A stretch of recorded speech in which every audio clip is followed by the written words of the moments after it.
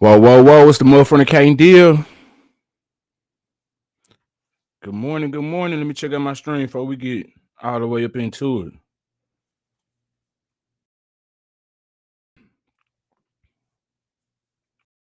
Mic check, mic check.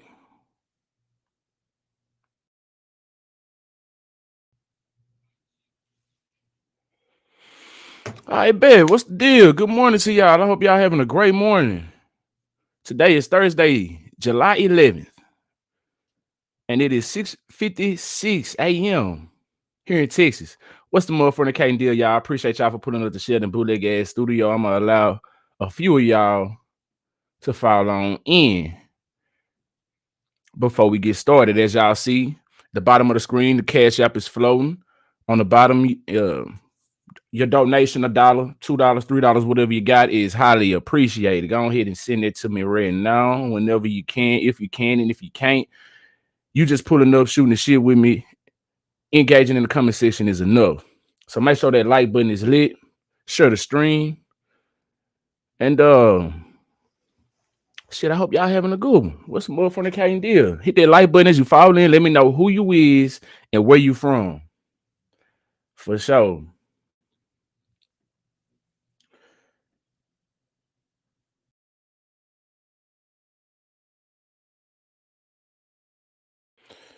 What is good? What is good?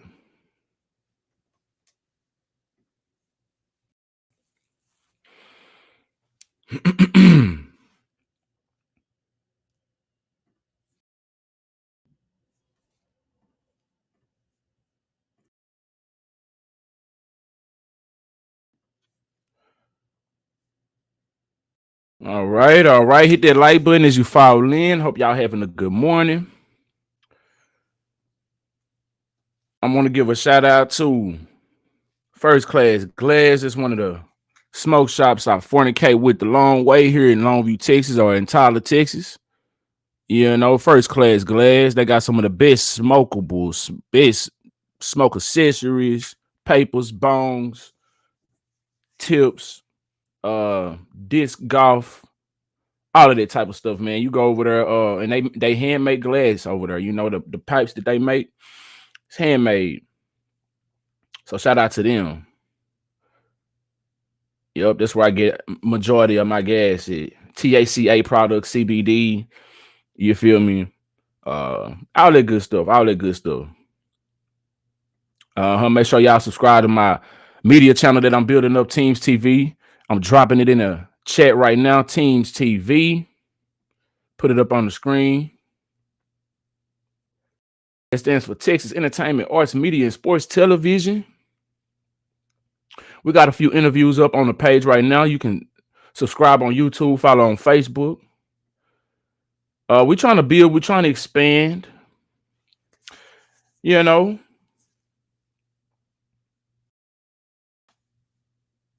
want to give a shout out to Judah Life Podcast. Shout out to Judah Life Podcast.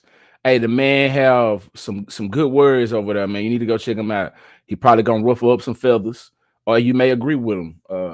But you know, I think it's good conversation that we need to have. He speaks on a lot of topics that we need to speak on in the Black community. And so shout out to Judah Life Podcast. We're gonna drop that in the chat right now. Judah Life Podcast. They fornicate with me, and I fornicate with them right back. For sure. How y'all doing out there, man? It's top of the morning to you. The birds is chirping. They out getting worms right now. I hope you getting to yours. You know what I'm saying? Get to them worms. Get to that money. Get to that bread and butter. Early birds get the worm, man. And we up trying to get it. What the weather like in the area you at? Let me see what it's like out here. I know it's the sun gonna be out beaming in a little bit, but we done got some rain from Hurricane Burrow, however it's pronounced. We done got some rain from that. So the weather been kind of decent. It ain't been too scorching here in Texas. Looks like we're gonna have a pretty nice day today. It's gonna get up into around a 92-degree area and things of that nature. Right now it's sitting around 70 degrees here in East Texas. But I hope y'all having a great morning and whatever time it is, where it is that you at. You know what I'm saying? Because I have people that's abroad. I have people in New Zealand watching. I have people in Namibia watching. You know what I'm saying? So it may be morning, it may be afternoon where you at. I don't know. But I appreciate you for pulling up to the Bootleg Ass Studio, man. We're gonna go ahead and get the show started. Um, there was this man in Philadelphia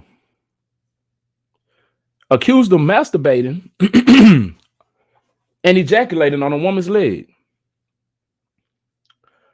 Um, and Meek Mill done even made a statement about it online. He's made a statement about it. They trying to find this dude. But let's get into this article real quick. I'm gonna play this video, see if we're gonna get some play.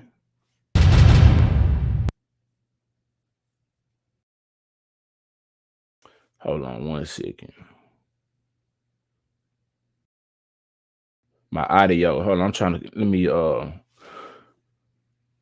why is my audio not routing from my headphones?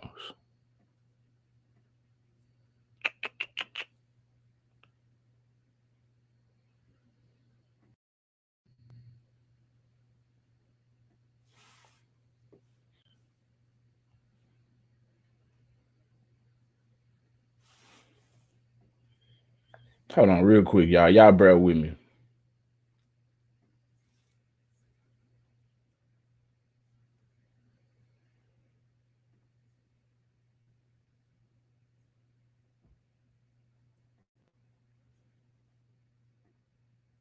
Okay, there we go. He fucking nutted on my fucking leg. You got. She say he effing nutted on my effing leg. Hold on, y'all.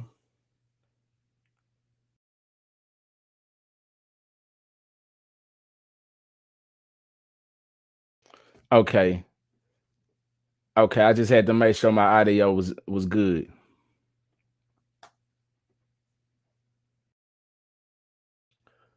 What the hell, bitch? Oh my god. He Oh nutted on no. my Oh leg. nah, man, for real though. He nutted on my leg. Oh no, bruh. Bruh. That's wild, bro. That's wild. It says Philadelphia cops and Meek Mill are searching for a man who allegedly masturbated on a woman's leg in a Dollar Tree store, and new footage captures the shocking aftermath. The video posted on X was apparently recorded by the alleged victim, and in it, see her chasing a man out of the store and yelling to everyone that he had ejaculated onto her leg while she was shopping before turning tail and making a speedy exit. Why you want to run? Why you want to run now? You stood there and did what you did. Stand on it. That's crazy. That's crazy. So here's footage. I mean, here's a still shot of the alleged suspect. And on his shirt, you probably can't read it right here. Let me see if I can get a clearer picture. Hold on, real quick. But on his shirt, it says it's not going to lick itself. So this dude is a whole, he's a creep. Hold on, let's see if I can get a clearer picture real quick. All right, hold up. Okay. Nope, that's not one. Hold up.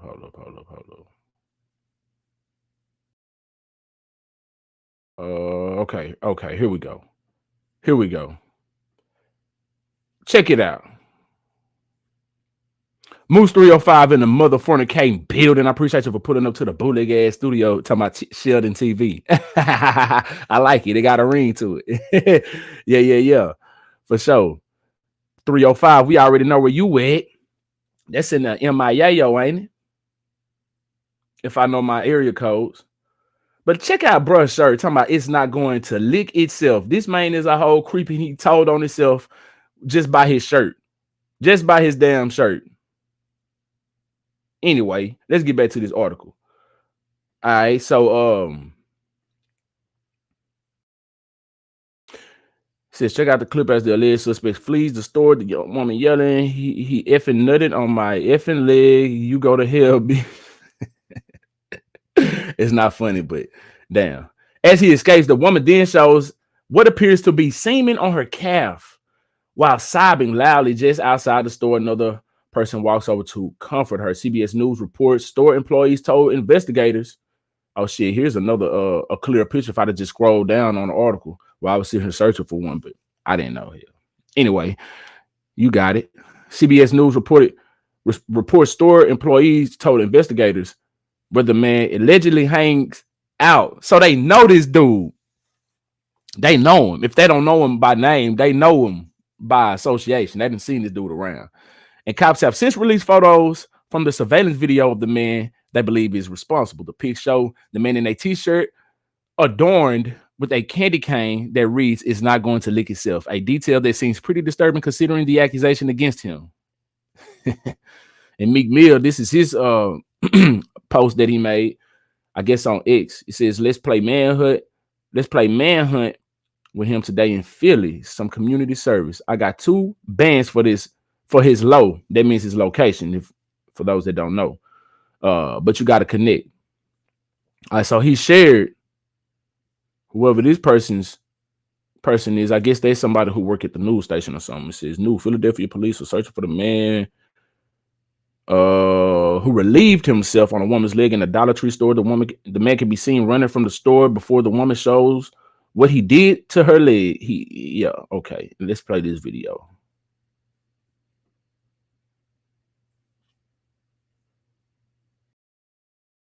No, it's the same video. You go to hell, bitch. Look, He fucking nutted. That boy hit a whole juke move. Look, he fucking. Why that boy ain't played in NFL or something? Cause he was too creepy out here doing shit. That boy creepy. What did he think was gonna happen? What was his motivation? Did he think she was gonna be turned on by that? Be like, oh yeah, daddy. What's your phone number? We need to finish this up later. You didn't have to do that. You could have asked me to help you. What he thought was gonna happen? Like, this shit weird as hell. You just see, how did you even get excited enough to do that out here in public in front of folks like that? Like, you just out. Oh man. Oh man. I can't even imagine doing something like that. I couldn't even, I'd be too scared. I'd be too, like, somebody gonna see me. You know what I'm saying? Like, I would want to, I mean, you know, we all got our weird fantasies and shit like that we want to do with our partner and shit like that. Like, I often fantasize of doing it out in the open somewhere, not in the open where people can see me, but I mean like outside. You see what I'm saying? Like outside. But even still, I would be like, damn, I hope can't nobody see me. It would have to be in the country, like in the woods somewhere. Like, I know can't nobody see me or something. I don't know. But even still, like, how did you do this in public in front of people? Is kids possibly around could have seen you? Like, I don't get it. And then you took off. That boy hit a whole juke move. Nutted on my fucking leg. You go. How she know it was that though? Like, she didn't see him now. Like, he must have been getting himself revved up before he came to her. You know what I'm saying? Jacking off, and then as soon as he got ready to bust, he turned on her while she wasn't looking. And cause how you ain't see this man? You know what I'm saying? Like, he had to been on some real slick shit. What the hell, bitch? Oh my god! He nutted on my leg. What if it's one of them pranksters?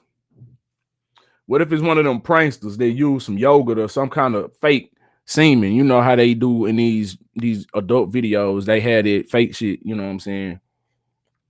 I've often seen interviews where they've revealed this. What if it was one of them? And you know what I'm saying? And my thing, let's get back to this Meek Mill situation. I'm really not upset or opposed about him wanting to find this dude for doing what he did. You know what I'm saying? I'm not upset about that. But why it always gotta be a bounty on black men? Like, bro, you ain't do this shit with George Zimmerman. You have this same energy? Like, bro, like we don't do this shit with other people but our own damn self. Like, yeah, he's a creep, he's a weirdo, and we need to deal with him. We need to take our own trash out. Yeah, I agree with that. But damn, can we do the same thing when people wrong us, when other people wrong us? Damn, we just turn the other cheek like a motherfucker. No, we ain't got no more cheeks to turn. God damn, we done been beheaded at this point. The fuck? We walking around here like a chicken with our head cut off doing shit like that. That shit weird as hell. I got 2 bands for his low. Man, shut your ass up. Shut your ass up, Meek Mill. Niggas sick of hearing from you. Anyway, Meek Mill has also gotten in on this with the post saying, let's play manhunt, yada, yada, yada. I've already read that. Of course, the police also want the public to help identify the man. Yeah. So that's what's going on out here in Philly.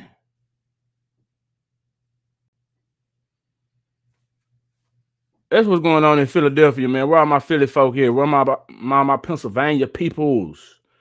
You feel me? I fornicate with y'all a long way. Yup. I don't fornicate with Meek, though. They niggas...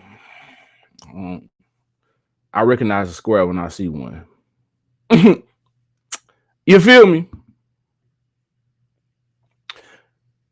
Moving right on along, we got a couple out here. Speaking of the shit that I just got finished speaking on about, you know what I'm saying, doing stuff spontaneous with your partner. You feel me? Check this couple out right here. All right, it says a little tequila up the butt will get you arrested. Yeah, so I was this couple out doing some freaky things at a restaurant. I guess this rodeo Mexican restaurant. I don't know, however, whatever. And I'm guessing, and we finna get into this article. I seen it floating around on the internet, but I know nothing of it. But we finna get into it and see. But I'm guessing he poured some tequila up her ass. Damn, let's get into it. It says Jose Cuervo is not a friend of Georgia couple who engaged in some gross margarita shenanigans because they've both been busted. Why they gotta have all this shit in there? Like, nigga, just get to the article. Matter of fact, I ain't even finna read TMZ's. But here go they mugshot. Hold on, we're gonna find another article. I ain't with all the shenanigans they talking about.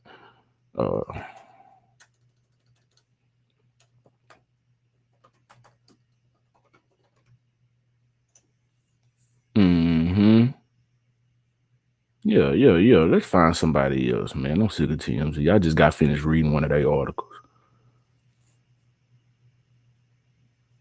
Who else? New York Post. Do I want to read that shit? No, I don't want to read New York Post either. Damn. Ain't nobody else on this shit? Unilad, who is it? No, I don't want to read that shit. Damn.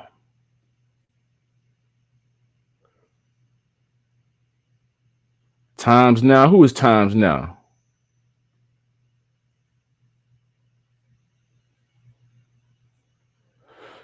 All right, man. Okay, here go probably a good one right here.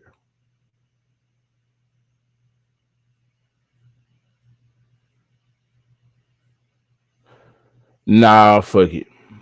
TMZ it is. All right, let's continue. She happy though. She happy. She said, "Yeah, I did it. Look at him. He got that smirk on his face, like shit. This must was something on their bucket list. Weird asses." Anyway, the man who tried funneling a drink down the woman's ass has been ID'd as Joe Boyette. He, along with Mary Sweat, are arrested for misdemeanor public indecency after the video of their hijinks went viral. As if their clowning wasn't bad enough, Mary triggered the arrest after she went to cops and complained someone had leaked the video and it was spreading like wildfire on social media. You goofy, dumbass motherfornicator. Up to that point, police were in the dark. But once they saw the video, the couple got arrested. Talk about trying to be a Karen. You shouldn't have done it, dumbass. The fuck? You mad because a video went viral that you posted that you agreed to do? I'm weak. As we reported, Joe couldn't get the funnel to work as they partied at Rodeo Mexican restaurant in Waycross, Georgia. So he tossed it and did it the OG way, right in the booth. Yeah, right in the booth. I guess they did it right there in the booth. Damn, I hope they deep sanitized that damn area right there. Boya turned himself in on Monday, and Sweat turned herself in a day later. Cops have not been able to identify the restaurant staffer who gave them the funnel. What the fuck? Oh, okay. So I guess they have that type of funnel there for those occasions where they do the chug. You know what I'm saying? But she chugged it up her ass. But he couldn't get it to work. So he did it the OG way. I guess that's what they said. He said, as reported, he couldn't get the funnel to work. Yep. What happened? Police say another clip shows Sweat exposing her breast and Boyette putting her left nipple in his mouth while she grabs his head and pulls him closer. Yeah, why are you doing this in a restaurant though, where people eat? You could have done this at home. You could have done this outside at a park or something. You see what I'm saying? And posted it on an adult website, OnlyFans or some shit. You know what I'm saying? It's a market for it. It is a market out there for it. But nobody wants to see this in no damn restaurant where we eating it. I mean, I don't. Normal people don't. People who don't have a kink for that don't. You know what I'm saying? People who ain't into having sex and eating at the same time. Unless you eating the person you having sex with, that's totally different now. Now, anyway, yeah, I ain't with all the whipped cream and shit like that. Nah.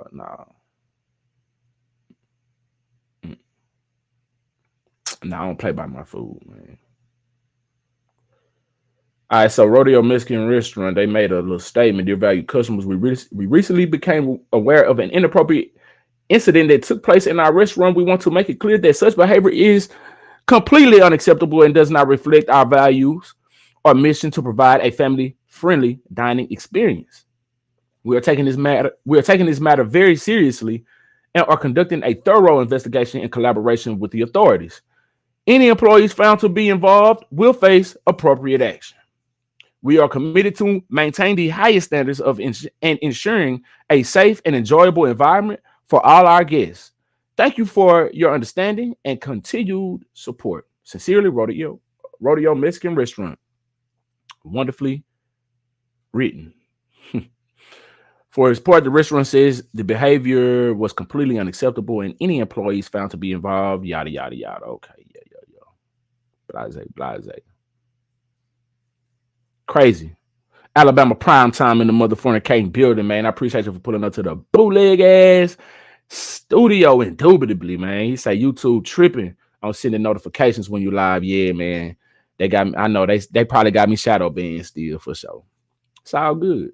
I don't even know what for, man. You know, I think I hear a lot of creators, black creators, complain about this. Even large channels that complain about being shadow banned and shit like this. So I guess that's just what it is. But I appreciate you and your continued support for Shit Show. Yeah. Oh yeah. Oh yeah, man. It's crazy things happening out here, man. And it just don't stop. It just don't stop, man. Folk getting kinky in the restaurants, restaurant employees providing them funnels. He probably was in on it. They probably slid him a nice fat ass tip. Hey man, you got a funnel we can use, man. We're trying to shoot a video, man. We'll give you $100. We're trying to shoot an OnlyFans video in your restaurant. Kind of like that Popeyes, man. Do y'all know about that Popeyes? That one adult film with Popeyes. If you don't know, then you don't know. If you know, then you know. You know what I'm saying? It's epic though. It's one of the most epic ones ever made. Anyway, moving right on along. Uh,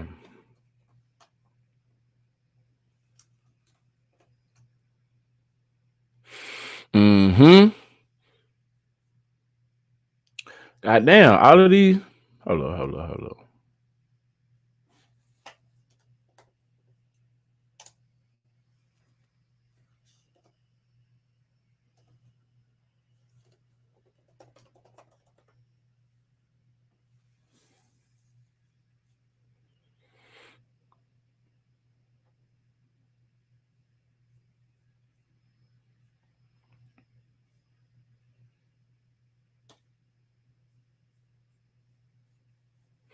All right, y'all. So there was this woman who had a meltdown on this airline, right? On this, what was it?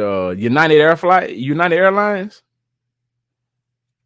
She had a meltdown and she apparently bit one of the flight attendants and ripped his jacket or some shit like that.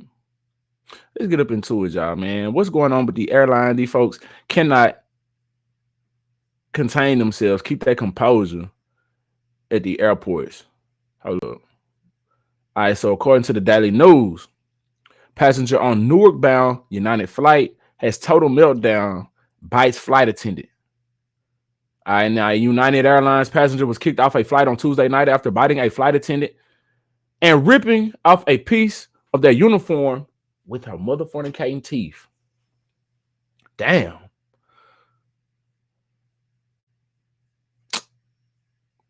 Oh, they want me to. Okay, fuck it. TMZ it is. Fuck it. TMZ it is. Damn. I was trying not to read this TMZ article, man. This is the third TMZ article in a row that I got. I ain't realized that when I was citing these sources, god dog. But TMZ it is, cause see these other one, they want me to pay for a damn subscription. I ain't mad at them. Get your money. But I can't subscribe to you, big dog.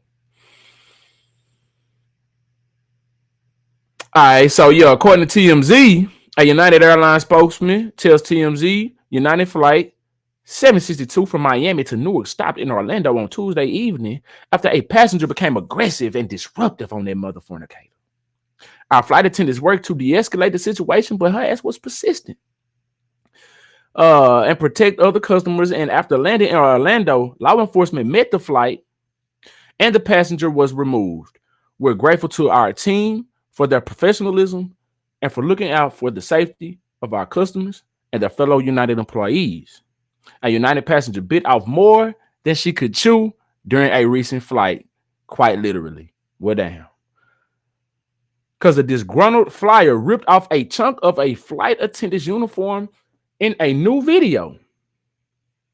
TMZ has obtained footage from the United Flight 762 from Miami to Newark, New Jersey, Tuesday, and it shows an upset passenger screaming at other passengers while the flight crew tries to restrain her, wrapping zip ties around her motherfucking wrist. This crazy ass fool. What the hell was wrong with her? Man, they talking about some Hawk tour. They should have said Hawk Chewer. That would have hit more. Hawk Chewer. Shit. All right, so they try to tie down this bitch. With no hands available, the passenger takes a different tack. So that's why she bit. She had no hands left. So she used her last defense, them teeth. Biting the flight attendant's shoulder and ripping fabric from it while other employees jumped to their comrades' aid. Another clip shows the woman with her hands restrained behind her, screaming profanities at other passengers and threatening to kill one woman who she says should go back to Russia. Damn. We've also obtained audio that appears to capture the woman spitting at a fellow passenger before telling everyone to read her t-shirt, a Scarface t-shirt seemingly meant to intimidate. An eyewitness told us she did indeed spit at someone and throw punches at other individuals. How the hell did she not leave, beat the hell up? It must not been somebody They would have gave her them works on that damn plane. Cause I know I would have goddamn you spit on me. That's a very low level of disrespect. And when I say low, I mean it's very low. It's very a high level of disrespect, but that's a very low thing for a mother fornicator to do. That's what I'm saying. Yeah. Cause she man, woman, in between. You get these hands you spit on me, goddamn it. Better not do it. Just don't do it. Let's just make it easy for everybody. Just don't spit on Sheldon. I don't give a damn who you is. Sheldon might lose his mother fornicating wig. Shit. We're told the flight was delayed 3.5 hours over this. Damn, yeah, I would have whooped her ass.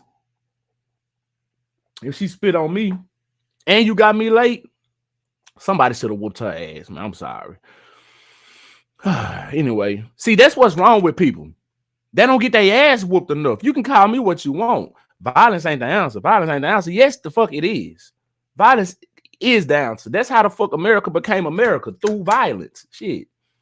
Violence will always be the answer. That's why people are always getting, they get these little taps on the wrist. She gonna get her little misdemeanor charge and she'll be right back doing the same shit. She ain't learned nothing. Yeah, somebody should have whooped that ass. Come across the wrong mother fornicator, you gonna learn something. That's why they say you gotta bump your head to learn. You gotta bump your head. Some of these mother fornicators ain't bumping their head because they got cushions around them, coddling them and shit. You feel me? Yeah, a good ass whooping term makes great for a good person. Definitely. Anyway, where was I? We were delayed for 3.5 hours in the gate. Attendant announced the flight crew had to be changed out because of the ordeal, per another clip. Police are seen escorting the biter out of the airport. All right, let's see this video. Let's see.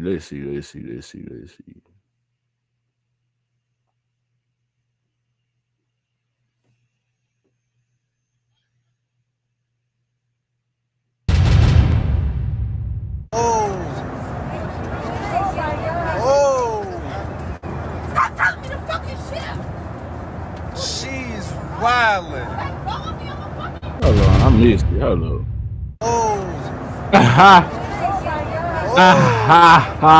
Stop telling me to fucking shift. So she came up out the zip tie. She biting the nigga's shoulder. He probably got turned on by that shit. He was like, "Oh yeah, baby, that's how you like it. That's how you like it, huh?" Yeah. Stop telling me to fucking shift. They ain't had them zip ties on tight enough. She's wildin'. Let go of me. I'm a effing girl. See, that's what's wrong with some of these people, especially some of these women. They get talked soft to all of the time. They get dealt soft with. They don't never get disciplined, reprimanded enough just because they're a girl. Let go of me. I'm an effing girl. That's how she been told her whole life. All she been told her whole life. Baby, when you put yourself in positions, you is no longer a girl. You was a human being at this point. Nah. An outlandish ass human being. Insubordinate. Don't come to this airline. Don't come on fucking United Airlines. She putting on a protest now. Don't come here. These people have an attitude problem. They don't fucking do their job. They're handcuffing me. Yeah. Why are you handcuffing me? Why? Because you irate, baby. Why? So people have an attitude with you and you go off biting folk and spitting on folk. What happened to just giving that sass right back? I mean, shit, we can give that energy right back if they giving it to you. I have no problem with that. You know what I'm saying? But damn, must we disrupt the whole airline like this? Why?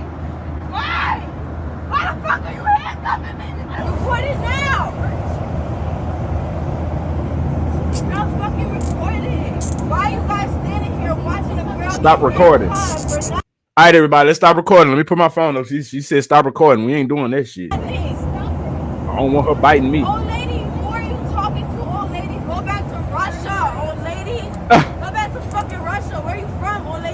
Damn. Suck my dick, bitch. Oh, she probably got one too. Talking about I'm a girl. I'm a girl. You want us to believe it? Oh, okay. Fucking dick, bitch. I'm gonna fucking kill you, bitch. Yo, she got one. Bitch. Fuck. I hate when women say that. I hate when women say that. Suck my dick. Shut up.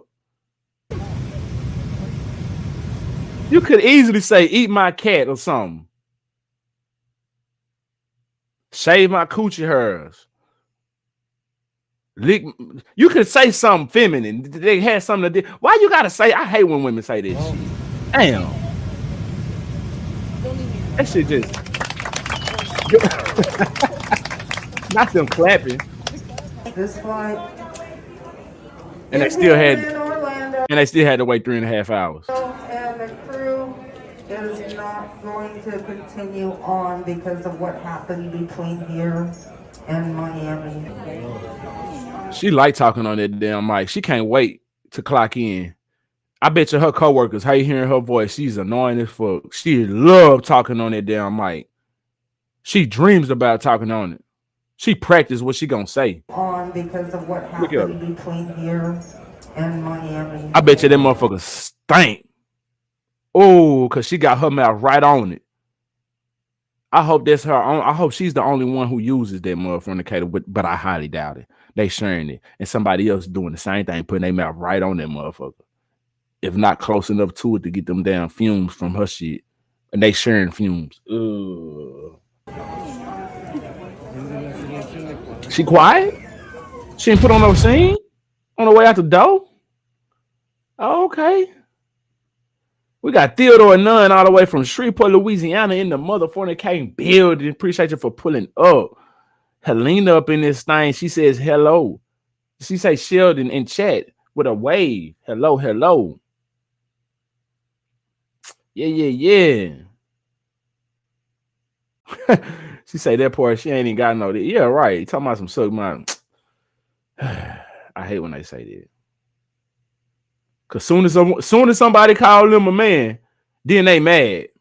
Soon as somebody accuse them for their makeup, you know how that makeup make them look like a transgender. They got this certain transgender makeup.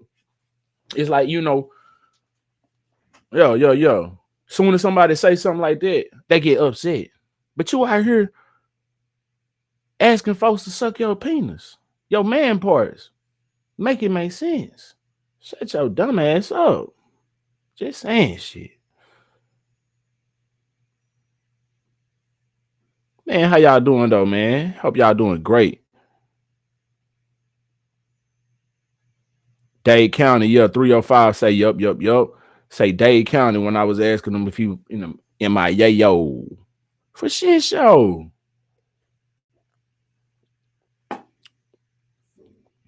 For shit show.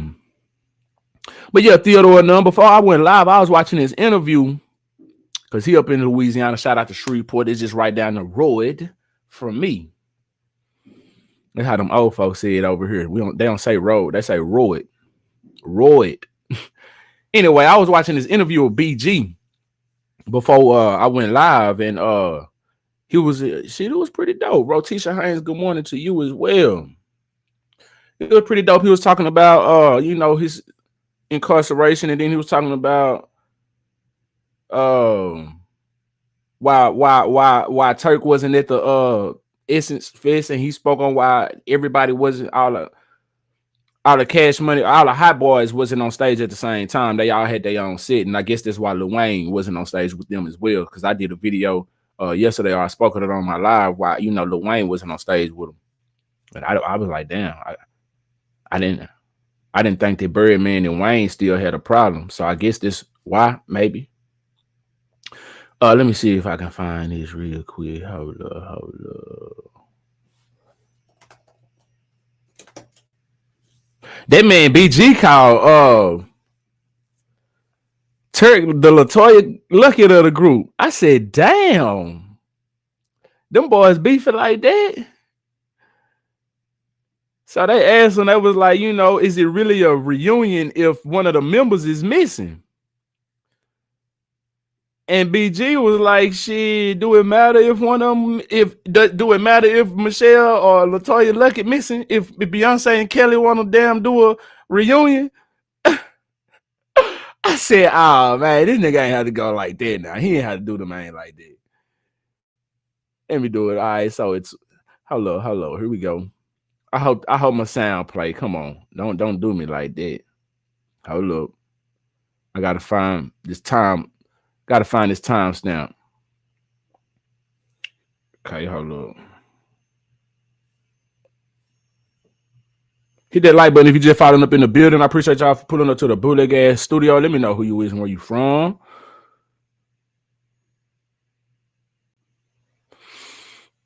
All right, let me see if this audio gonna play real quick. With y'all all mixed up together, and it was just dope. Like it was, you know, y'all. We was in love with that. Like, okay. So hold on. So he's asking right now. Let me back it up. He's asking them about, you know, the situation with him and Turk or Hot Boys and Turk, and from a fan standpoint, you know, we want to see all of them together, basically, because I would like to see all of them together for real. You know, if you from that era growing up when them Hot Boys was really on top and No Limit was out here, oh man, oh my God, what a time to be alive. I was a kid though, so I wasn't teenage. I wasn't old enough to really just get that you know. But I was a kid, so I seen I got some of that. You know what I'm saying? But check it out. Let's get into it. Man, I might see some shit and be, oh, bitch, I think I'm like, right. Let me see what the fuck this is. Then the page block Nigga or got private. two post ass nigga. Yeah, man, I'm like, man, I'm Spam tripping. pages, right? Yeah, All right, so here you go. I'm tripping. That shit had, you know what I'm saying? Like, what the fuck am I doing? You heard me? Right. Yeah, man. Nigga losing their mind fucking with the box here. Right. That's what it He be. talking about he asked him, you know, since he's been incarcerated, about social media and responding to the comments and things like that. And so he's like, you know, sometimes he wanted to respond when people say some old weird ass shit, and he'd be like, you know, bitch ass nigga, he go to view the profile and it be blocked or private, or you know what I'm saying, just a bot or some shit. So that's what they talking about now. But right now he's about to ask what I told y'all about. Hey, BG. It don't even matter. Short answer or long answer, big brother, but I gotta ask. Don't matter what it is or what who the person is, we ain't gotta get deep into it, but is it a true reunion of anything if somebody missing? Any part. If it ain't all the four parties. I mean, listen. Hey, man, at the end of the day, you know what I'm saying? Like, yeah, I feel like, I feel like, you know, Can't answer. I'm trying to be politically correct. Nah, And then the real nigga in me that's what we do. gonna be like, you know what I'm saying? That's what that's what we do. I don't even much want to get nigga, you know what I'm saying, no motherfucking, you dig, but man.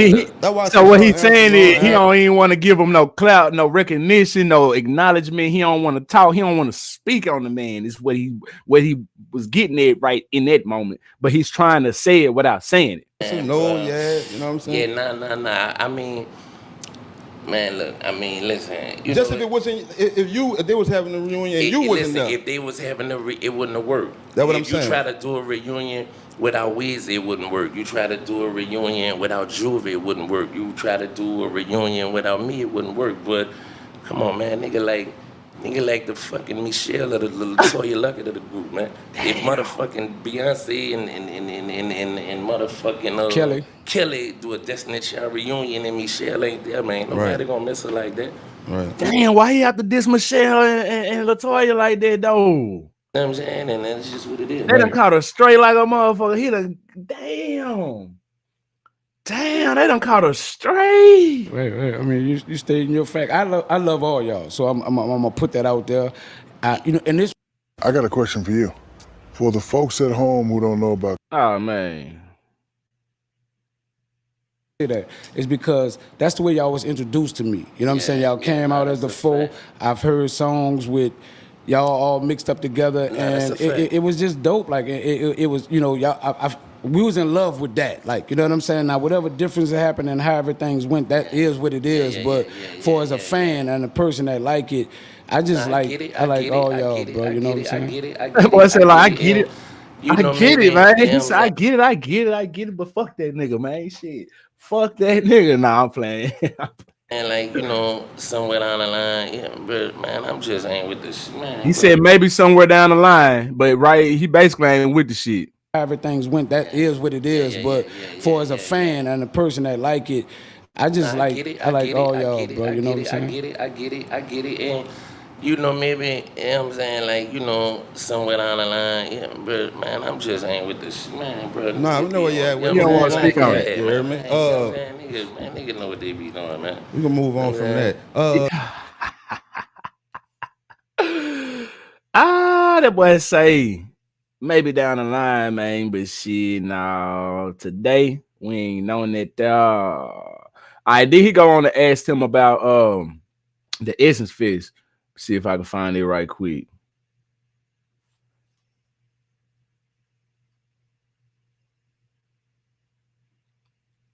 All right. Hit that like button, man. If you rocking with me. For the Essence shit y'all just did yesterday, uh, nobody was on stage together, right? So that it was planned It like was set up, it was yeah, set up yeah, like yeah, yeah, that. yeah, yeah. It And was set why up like that. Wayne seemed like, cause sometimes I just look at the Instagram when I wake up this morning, I saw like Young Money. Then I looked on the thing and I see Wayne like why Wayne like did it like a Young Money set.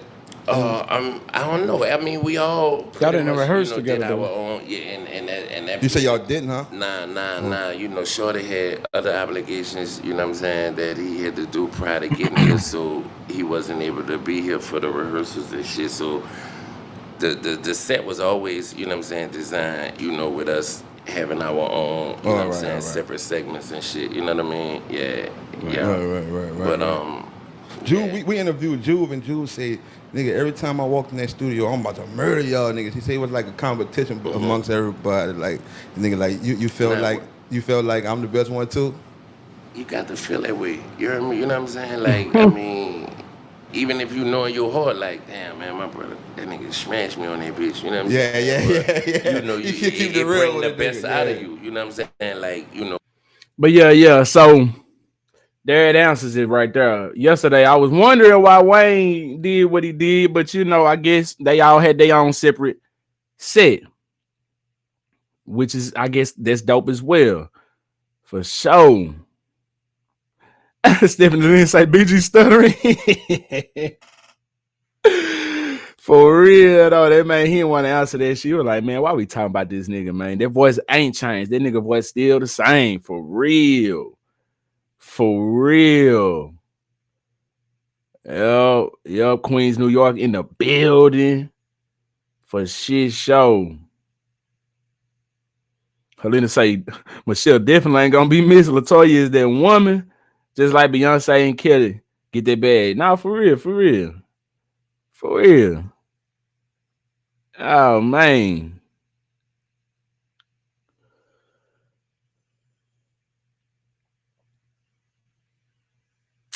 Yeah, man. So that situation right there, man. I would love to see them boys um all together doing their thing, you know. But I mean, I can't sit here and lie to you. I'm not really familiar with a lot of Turks lyrics or part verses of the songs or stuff, something like that. You know what I'm saying?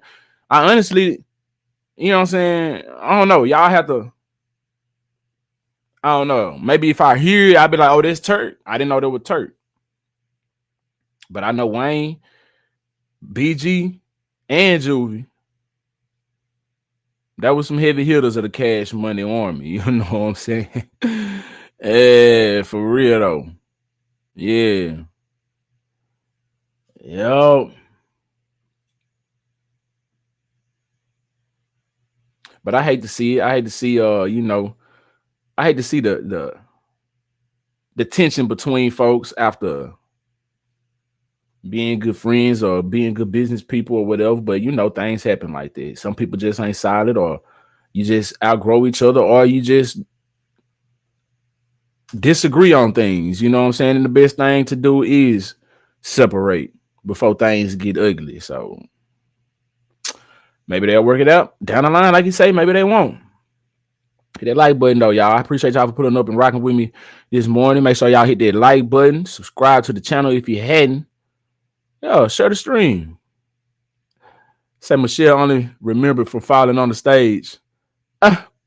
but we got two people. Got Stephanie Lynn talking about it when Michelle fell down that stage and Helena. Yeah, for real. Motherfuckers gonna be like, Michelle, who? Obama? Michelle, oh, Destiny Child, they're gonna have to look her up. Damn. Why that boy BG Gill shoot them strays at them like that? They wasn't bothering nobody. That's crazy.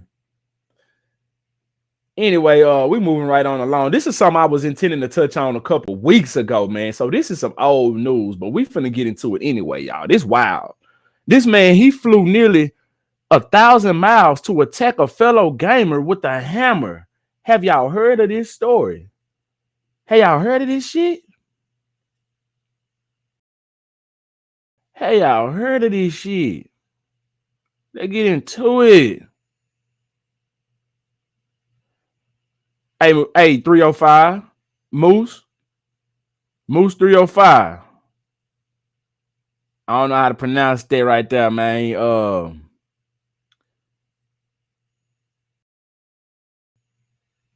Ferdandina. Fernandina. There we go. Fernandina Beach, Florida. There we go. Let me know how good I did or how bad I did. Goddamn it. Fernandina Beach, Florida. I'm gonna call them motherfucker FBF in it, bit. They're like, nah, don't be giving us no new nicknames, nigga. Shit. All right, so Fernandina Beach, Florida, an online gaming dispute. Hold on, y'all. They doing it like that though, for real. They really taking these games that serious, man. Hey, but people be putting money on these games. So maybe, let's see. Let's get to the details, man. It says an online gaming dispute made its way to the real world when a New Jersey man flew to Florida to attack another player with a hammer. Edward King, this nigga last name is King, 20 years old, is charged with attempted second-degree murder and armed burglary with a mask, according to Nassau County court records. He was arrested early Sunday morning. How did he get addresses, though? Did they know each other personally? Hey, he been there before? You know what I'm saying? Are they acquaintances? Did he do some spying? Did he do some snooping to find out what the address was? What's going on? All right, in quotes, it reads, I just want to let you know this is a weird one. Nassau County Sheriff Bill Leeper said during a news conference on Monday. Some things you just can't make up. Kane and the victim, another young man around the same age as Kane, had never met in real life. Damn. But they both played arcades. That game. A medieval fantasy, massively multiplayer online role-playing game, Leeper said. The game's publisher announced in April that it would be shutting down servers in Europe and North America on June 27th, citing a declining number of active players. Kang flew from Newark, New Jersey. Damn. We just did this story on that lady. I guess they didn't make it to Newark. But maybe she's from Newark. Maybe they got it. What's going on with these waters? Because where was they flying from? Hold on, y'all. I got a sidetrack real quick. Because I think that was flying from Florida to Newark, New Jersey. And his ass flew from Newark, New Jersey to Florida. Hold up. Let me make sure. I just gotta backtrack to make sure if I remember that correctly.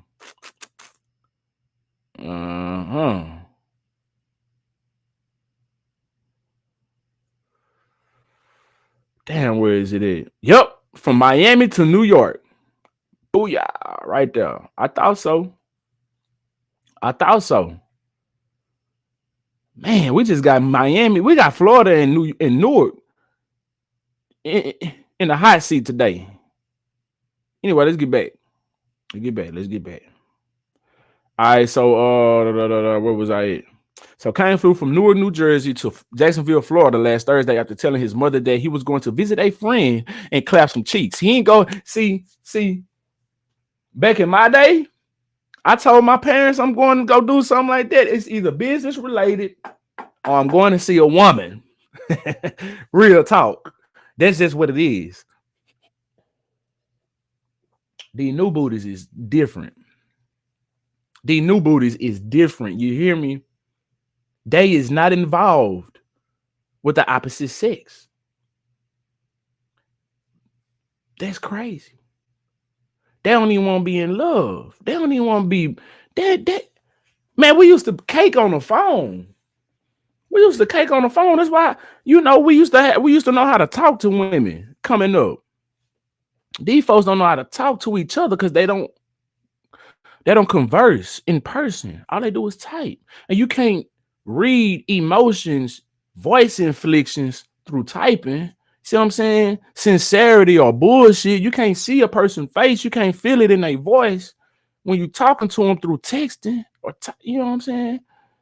So that's why that's where the disconnect is. You know what I'm saying? It's a lot of weird people out here because they don't know how to communicate. They're socially awkward. But yeah, that's just something that sprung my mind because he told his mama that he was going to visit a friend. And I remember back in my day, if I told my mama I was going to go visit a friend or my daddy, they already knew what the game was without me having to tell them. At least that's what my goal is.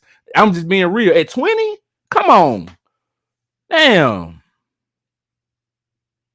Or I'm doing something business related. And they knew that. I'm gonna tell them that, hey, I got a show or something. I got X, Y, and Z. I'm doing something. I'm chasing a bag. Anyway, moving along. Where was I? He said he told his mother he was going to visit a friend that he had met while playing a video game. Oh, she's a girl. Officials didn't say how Wayne learned where the victim lives. Damn, I was hoping that we got that. Upon arrival, Kane took an Uber to a hotel in Fernandina. Shit, I forgot how to pronounce it. What I say? Fernandina. I think I said it right. Yeah, Fernandina Beach, about 35 miles north of Jacksonville, and then brought a hammer at a local hardware store. Damn. You didn't bring one with you? So now you on camera buying this shit at the store. You ain't, bro, and you Asian? I know you smarter than that. Come on now.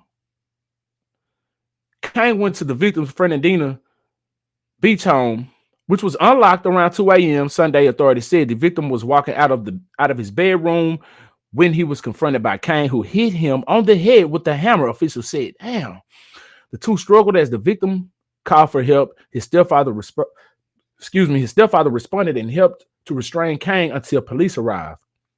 It's a wonder he didn't come there with no pistol or something. That could have been deadly for real. I mean, him getting hit upside the head is bad enough because that could have been deadly. The victim suffered several head wounds that were not considered life-threatening, officials said. He received staples at the hospital. Once in custody, Kane told investigators that the victim is a bad person online. Officials said he also asked deputies how much jail time people got for breaking and entering and assault. Oh, man. I would say Mr. Kane, it's going to be a long time before you play video games again.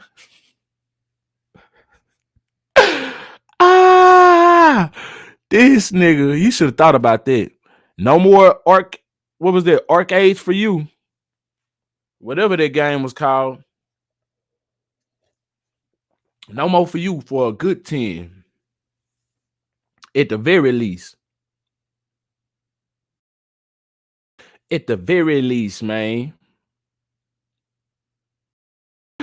Nah, for real. Stephanie Lynn say, imagine somebody you got beef with online come bust your head. Yeah, I'm finna stop responding. I'm finna stop getting on these trolls dog ass for y'all be hearing about me using my hammer. Because I keep that motherfucker cated and I'm looking right at it. That bitch is in hands reach for shit show. Because I'm going to have to use that bad boy on motherfucker before they use it on me. For damn show. Yeah, I just be having fun with my trolls though, man. I love snapping back at them. I'm gonna have to leave their ass alone, man. They pulling up on you like that with that hammer. Goddamn them.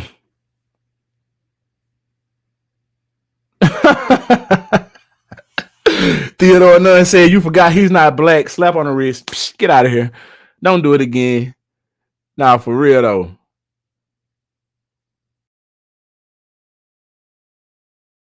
Nah, for real. That's wild business right there, man.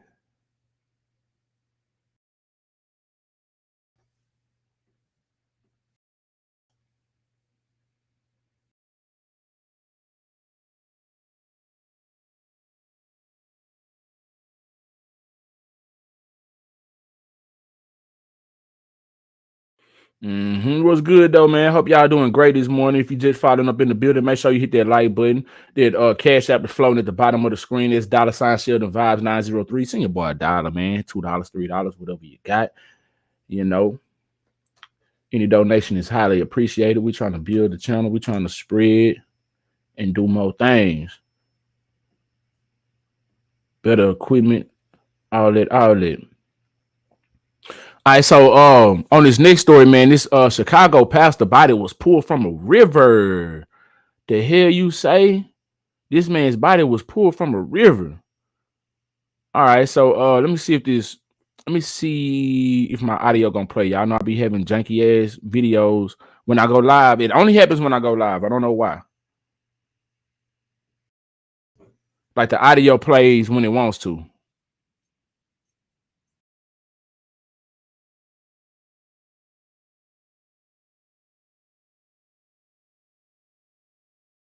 Yep, you see them?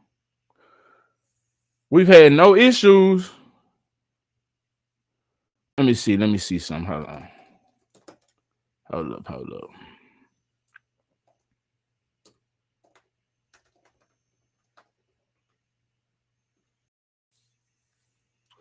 Hold up. Let's see.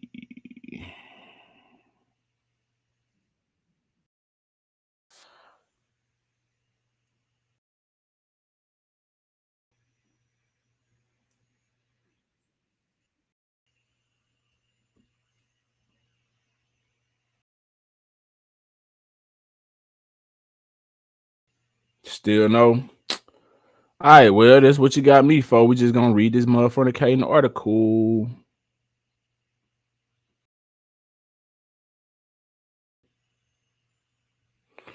So, missing Chicago pastor's body pulled from river, according to News Nation.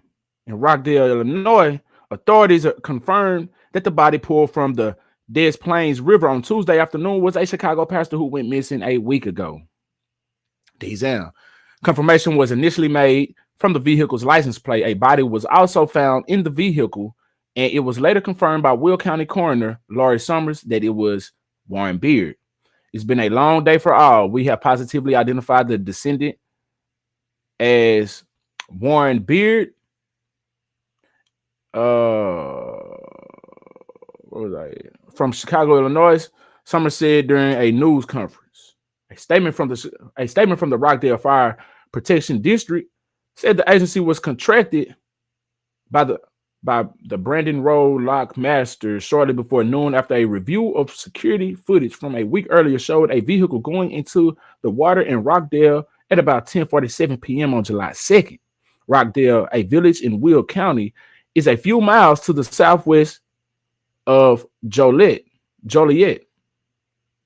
Beard went missing in Joliet a week ago after visiting with friends. His black 2023 Honda HRV with Illinois tag DY 20511 was captured by a roadway camera at the intersection of Jefferson Street and Larkin Avenue shortly before the vehicle was seen on the security footage going into the water. That's crazy. Officials said the footage showed the vehicle was traveling on a closed road heading toward a bridge that was raised. The vehicle traveled through a narrow gap between the road and the bridge itself, falling about 70 feet into the water. Damn. Tuesday's massive response included divers and boats using scanning technology to search the Des Plaines riverbed. The vehicle was found about 250 feet from where it seemingly went into the water. Agencies at the scene include Manuka Fire, Troy Fire, Elwood Fire, Wilmington Fire, Morris Fire, Wilmington Fire. They put Wilmington Fire twice. Braywood Fire, Rockdale Fire, and Plainfield Fire. New Lenox and Manhattan Fire Protection Districts are providing area coverage as rescuers continue to search. Rockdale Police and Will County Sheriff are assisting with scene security and traffic control. Man. That's sad. That's sad.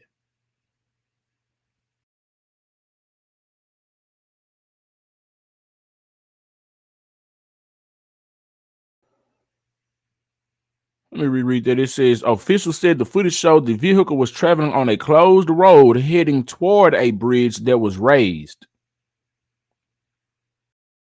So he was on a closed road. The vehicle traveled through a narrow gap between the road and the bridge itself, falling about 70 feet into the water. Do y'all think this was intentional? Do y'all think that he did this to himself? Because why would you be traveling on a closed road unless there was something missing for you to identify it being a closed road? You see what I'm saying? Like a sign or something that's not there, barricades or something. You feel me? Moose 305 gave me the thumbs up. I guess that means I said Fernandina correctly. I need some more lemonade.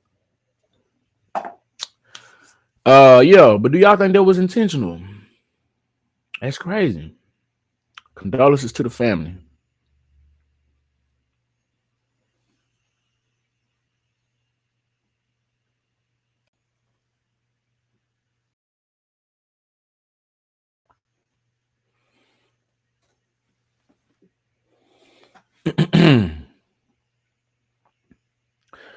All right, so this is another sad story right here, y'all. Let me share this screen with y'all real quick. Let me get it up. All right, a 1-year-old found alive after 2 days in ditch. 4-year-old brother dead nearby. We have the mother in custody. Check it out. It says after a trucker spotted the toddler in a Louisiana ditch off the highway on Tuesday, a family member helped sheriff's deputies connect him to the body of his brother, found Monday at a nearby welcome center. Damn.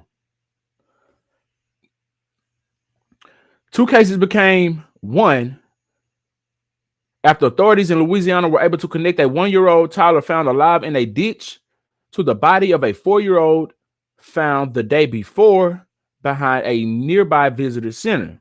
The case started on Monday when the body of a 4-year-old boy was found in the lake behind the Vinton Welcome Center. A relative called the Calcasieu Parish. Man, whoo-wee. Look out, Theodore Nunn. I'm sliding over to you. I don't know how to pronounce this. You in Shreveport. You know what I'm saying? Y'all Creole. Y'all speak French and things like that. You know what I'm saying? That's our secondary language. Our secondary language here in Texas is Espanol, which I still don't speak. But we're going to say a relative called the Calcasieu.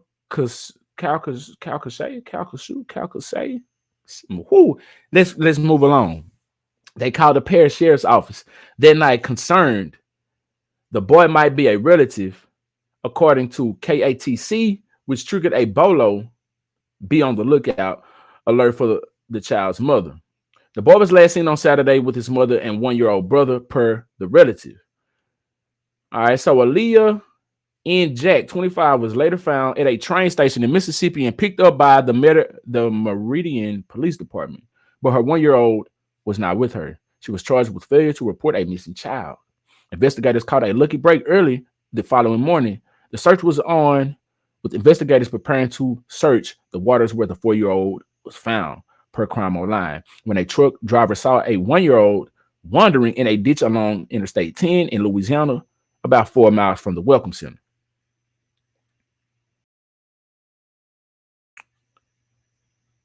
We're gonna see if this video will play in just a second. We call him our miracle baby because it's a miracle he's still alive, said the sheriff Gary Stitch Gilroy of the 9 a.m. Discovery. Y'all see how I skipped over the county's name, the parish name, because they don't have counties in Louisiana. They have parishes.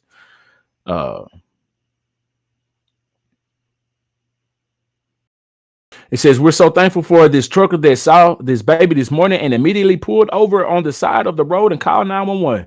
Clearly getting emotional during the Tuesday morning press conference, Guillory continued. This kid spent 2 days out in the weather on the side of the highway. Thank God that trucker saw him. When you look at that video, there he was crawling toward the highway. That's crazy. That's crazy. Imagine that child getting ran over. That's something. That's tough.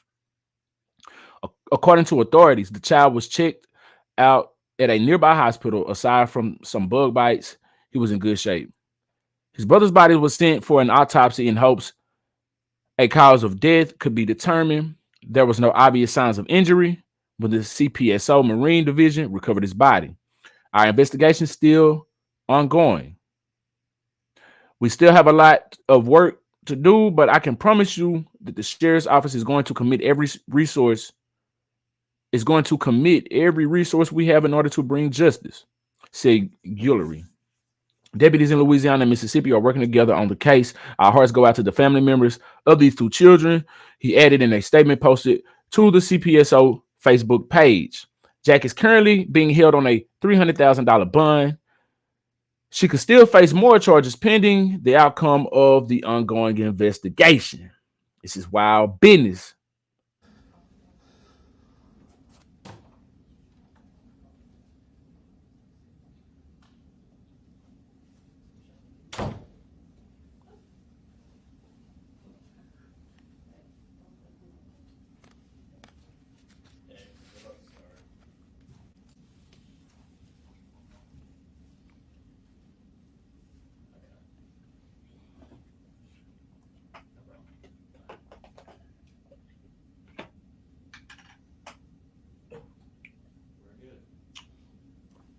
Okay.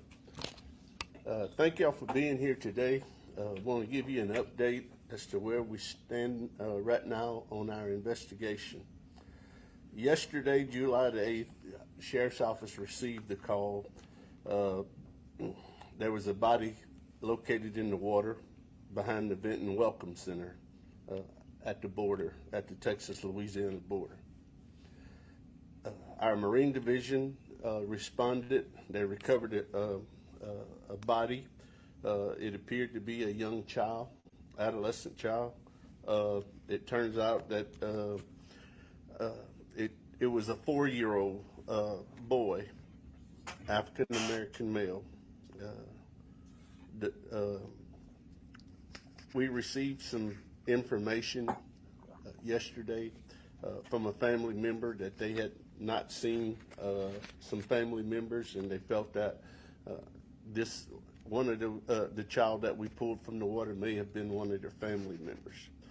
So after further investigation, it was learned that the child was last seen with his mother, Aaliyah Jack, 25 years old, of Lake Charles, and his 1-year-old brother. After further investigation, detectives issued what we call a BOLO, which is be on the lookout for, to other law enforcement agencies. Be on the lookout for a certain type of vehicle and Jack. So a warrant was obtained for Jack's arrest. It was signed by Judge Tony Fazio with the bond of $300,000, charging her with failure to report a missing child. Jack was located in Mississippi without the 1-year-old.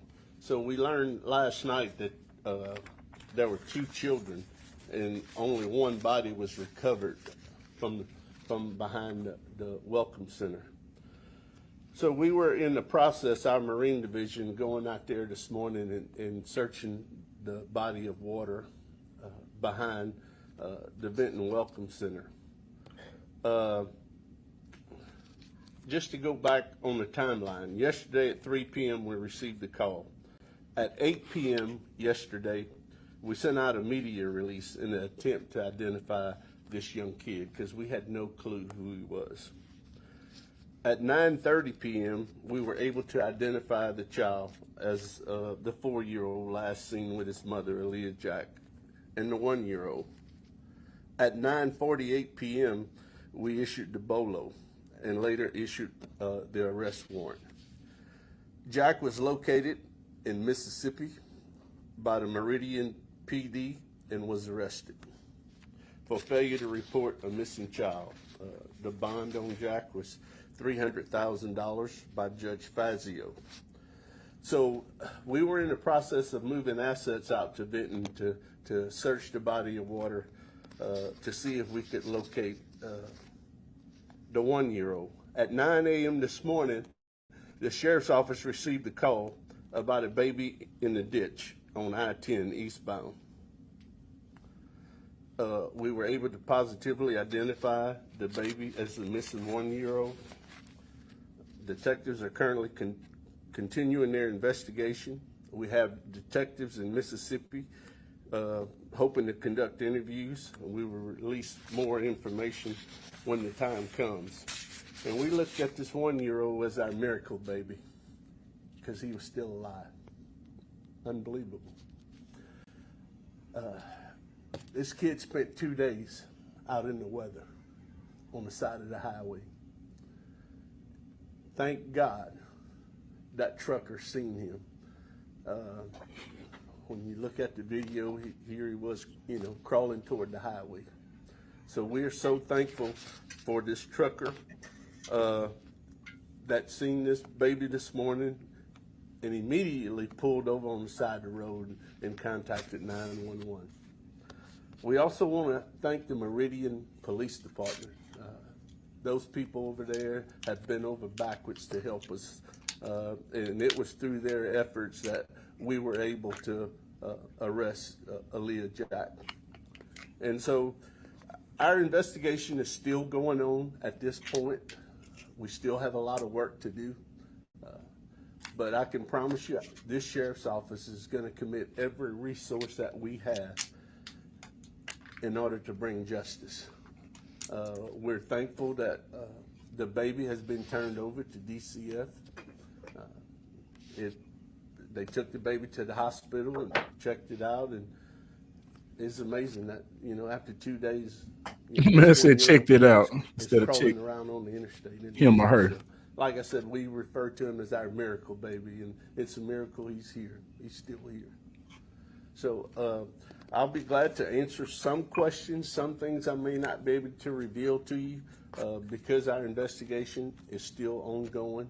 I'll be more than glad to try to answer any questions you have. What's the condition of the 1-year-old baby, if you're able to talk about that? The condition is very good. I mean, he was out there for 2 days, crawling around. He had quite a few insect bites. But you know what? He was in the ambulance, drinking water, sitting up. So he's in good spirits. What's the mother's connection to Meridian, Mississippi? You said that she was located there. That's just where we was able to track her down to.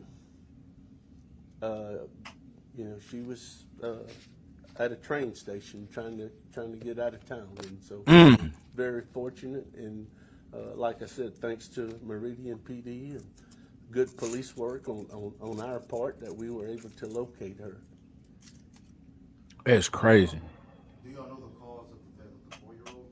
Not at this time. The body has to go to Beaumont and they have to perform an autopsy. So we don't know the exact cause of death, but we're anxiously waiting that report.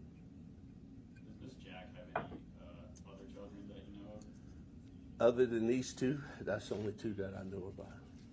Does she have any prior criminal history other than? It's very minor. Very minor. And do we know anything about the father?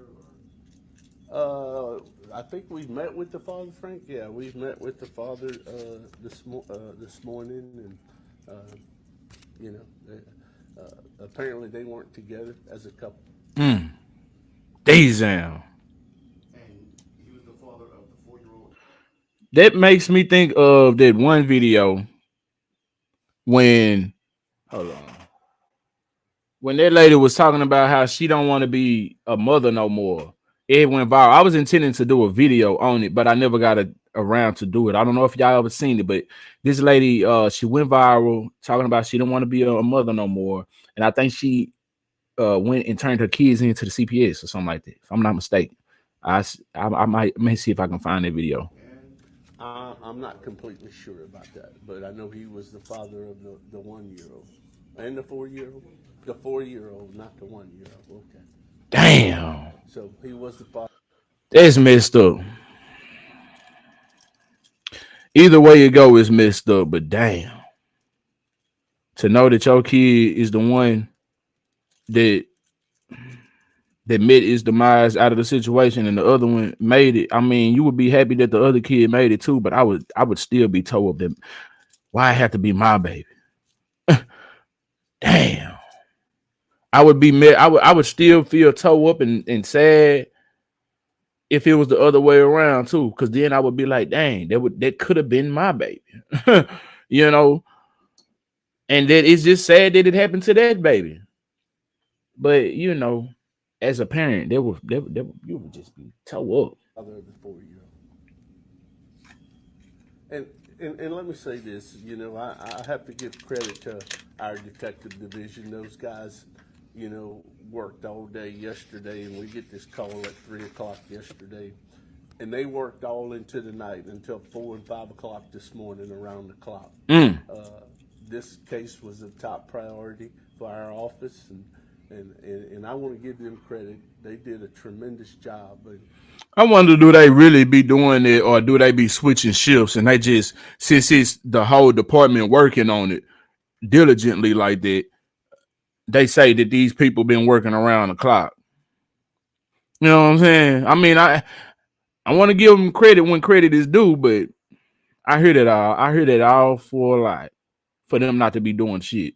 uh, you know, it takes a whole group of people to conduct an And I investigation. ain't saying these specific ones ain't doing shit. I'm talking about police in general ain't doing shit. And uh, they worked their butts off yesterday. They need to be commended.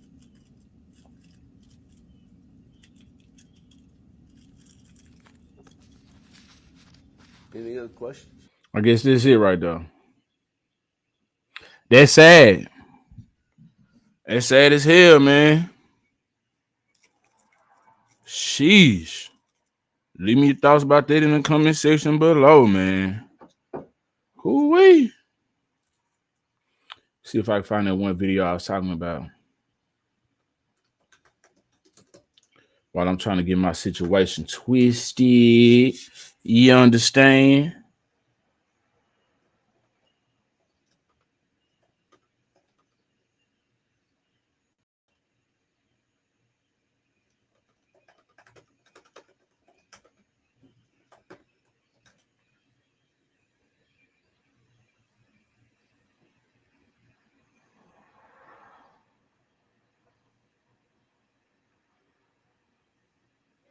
Yeah, I actually did a video on one. I did a video on this girl right here.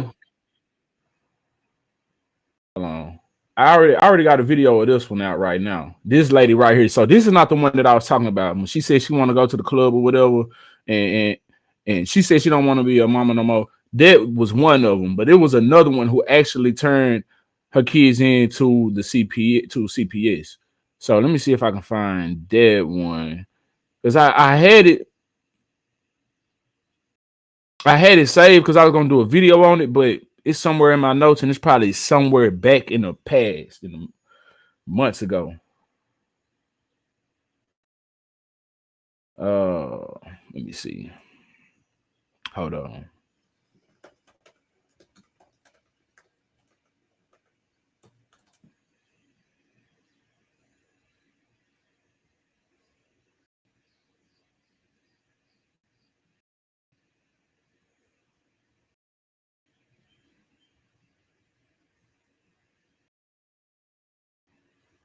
Mm.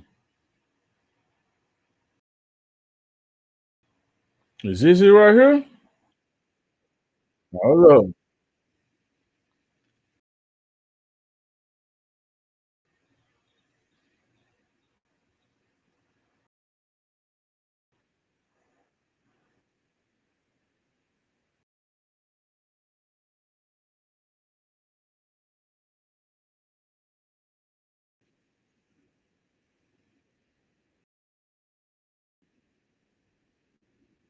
Okay, I think I found it. Hold up. Let's get into it. Let's get into it. Hit that like button. Let's get into it. All right, there you go. Well, okay, so it's two things. So I'm trying to get them to the dad because I'm not gonna lie, y'all. I'm over it. I do everything by myself, and I've been doing it for years since I was 15. I'm literally 27. I'm about to be 28 this year. Still nothing. Like these don't help. They don't send no Christmas cards, birthday gifts, presents. Literally not a damn thing. And as well, okay, my oldest son is 11, and my daughter's is about to be 3. So you mean to tell me out of 3 years and out of 11 years, y'all lazy ass still ain't come up yet? Okay, well, y'all take the kids, and I'm going to worry about me, focus on school, and get my shit together because not. It's time for somebody else to, step up and do something. I'm tired. Like every time, I've been doing it by myself since I was 15. I'm done. I'm over it. I'm in 2 different colleges. I'm working. Since she was 15. Now I can understand this shit gets rough and tough out here. But at the end of the day, we decided to have these kids ourselves. These kids ain't asked to be in this world. Now I commend her for not doing what what the previous lady did and abandoned her kids and left them for dead, or maybe even took them out herself, because we don't know what the cause of death of one of the kids is, and she probably didn't even know that the other baby was still alive. She probably left it for dead. So I commend this woman for not doing what the other lady did and at least giving them somewhere safe to go to. But at the same damn time, you have failed your children. Your children know who you are now. They got a connection with you, a relationship with you, and you go out here and turn your back on your kids like this, regardless of what a man is doing that you lay down with. I just think about all the old school mamas who pulled through no matter what before child support was a thing, because since the beginning of time, this has always been a thing. A man can get you pregnant. You are the one who will be left with the baby if the man decides to move on. And since the beginning of time, women have been the nurturer that they are and taking care of their babies for the most part. Now, of course, we've had those situations where some mothers, like this lady right here, give their child up maybe for adoption or whatever the case is. But throughout history, women have always done what they could, what I'm saying, for their kids. And I'm not shitting on the men, because men, we great men, good fathers, we do what we can and much more for our children.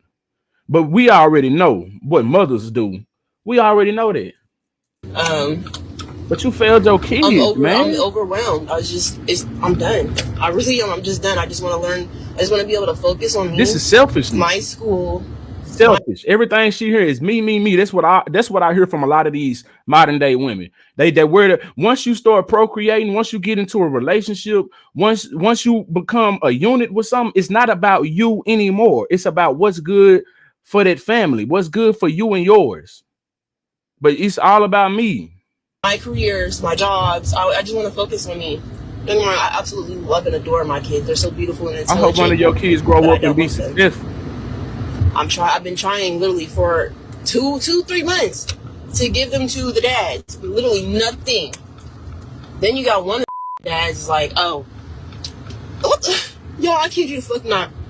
I told this man, it's time for you to step up and do something, like, So then he's like, Oh, it sounds like She just want to be a I literally deadbeat. told him, I said, I'm just trying to better my. Sound like she want to do the same thing of what her baby daddies is doing, which is be a deadbeat.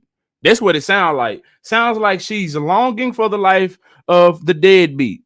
You see what I'm saying? You know how when we kids, we see shit on TV and we want it, we be like, oh man, it's so cool. I wish I had a life like this. I wish I had a butler. I wish this, that, and the third. I wish my folks was rich. She's longing for that life. She's looking at it through a lens, not realizing that the baby daddies out here, they fucking themselves with the relationship that they're gonna have with the kids in the future. And you sitting here building this connection with your kids through whatever y'all going through all of the hardship that y'all done went through.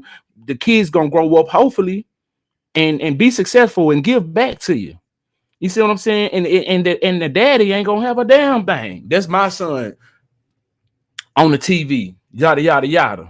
But you ain't got shit to show for it. No old pictures, no current pictures, nothing like that. You see what I'm saying? That's the beauty of it. Like these yours. Like you should have thought about all this at 15, but you wanted to be grown at 15. You thought your ass was grown. So you started popping it pussy and you started popping kids out of it. Let's just be frank. Let's just be 100. I'm so glad that my parents didn't do this. I'm so glad that I didn't do this. You see what I'm saying? Now we all have our situations, and we all could probably be better parents, but never, my parents wouldn't never turn their back on us. They done everything that they could. That would literally give us the shirt off of their back. Literally. So I said my career is low key on the rise and shit. Gonna look and say my kids. So she said her what? Low key on the and I said I'm just trying to better myself. I said my career is low key on the rise and shit. Gonna look and say my kids. So you could go and chase your dreams because your dreams are starting to come true. Why would I want to sit there and let your dreams come true? Like for one, that's the most hated ass shit somebody could ever say. Sound literally. Anybody know who Kendrell Eaton is? All she gotta do is just take what they telling them, and you know what I'm saying. Just take it in. Keep doing what she's doing. Be a great mother. Keep taking in whatever she's taking in, and keep doing what for her kids. It's not about you. It's not about you, mama. It's for the kids. So you can take that. I wouldn't advise you to let your kids know that maybe when they're grown and old enough to understand, I wouldn't advise you to just shit on the daddy like that. But you take that information in and just keep on doing what you're doing. But you want to be what he is, which is detriment to your kids. That's crazy. Or he go by Kike. That's who I'm talking about. Y'all, this one dumb bitch. He go by Kike. Hating that shit somebody could ever say. Literally. Anybody know who Kendrell Eaton is? Or he go by Kike. That's who I'm talking about. Y'all, this one dumb bitch Akira on this live because dad. If I knew that's her baby dad was, bitch, I would have. Hello, I would not have been talking to him because, bitch, you're mad that he's my baby dad. Okay, you can have him back. I never wanted to be my baby dad. I just stuck and I couldn't abort. So to help contact these goddamn dads so they can come and get kids because, like I said, I'm done. So, but if by 5 o'clock I cannot get the dads to man and help, I'm not gonna lie. That's crazy. I'm going to drop them off at the fire station. I've already contacted the fire station because I didn't know how the whole shit work or whatever. Because I know you could drop off like newborn babies and shit and not get in trouble. Or I don't know if you get in trouble or not. I don't even give a if I do get in trouble. I don't care. I wish you did. Anyway, I wish you did get in trouble because I'm tired of doing so. Like literally, I got all the kids. 20. I could much more respect it. I could much more respect. And like I said, I commend her for doing this differently than the lady before this story did it because she just left her kids for dead. So I commend her for doing what she did. But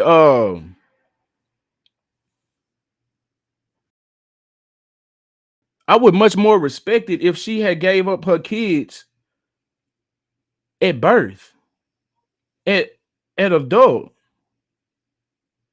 I mean, instead of hold on, let me send this message. She could have just adopted them. Put them up for adoption. I mean, hold on, I got to respond to this.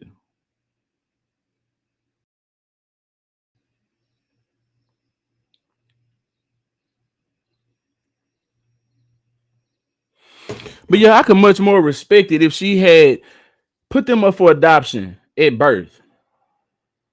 Literally 24/7. I got 24/7. I don't have nobody to be watching them. JFS keep my child care. The dad's help. The grandmas is deadbeats. I can't wait to see this one bitch. I can tell to be a dad or I don't know if y'all want to take them because look, y'all can get benefits and everything. Honestly, actually, better yet, shit, my daughters might qualify for SSI. But I'm not playing. I'm just like, I have to know you. I'm saying, if you feel like you want to take and foster my kids or some shit like that, this is He me. said you will get benefits and everything. What kind of benefits you gonna give them? Nah, if we're gonna do that, we're gonna take your ass to court and put it on paper because your words ain't enough. You seem unhinged. Asking for help. I need help. I got a lot of shit going on right now. So, with that being said, if you want to openly foster my children or whatever, I have to know you. Yeah, yes, we have to go through the whole little process or whatever. But I still want to see my kids. I still want to provide for my kids and everything. But yeah, no, if you want, like I said, if you want to foster them, you're more than welcome. Y'all will get benefits if you can file for food stamps. My daughters qualify for SSI. It's a couple different things. My son's dad is dead and he ain't coming back. In fact, I still gotta go today and spit on that nigga's grave and send the video to his mama.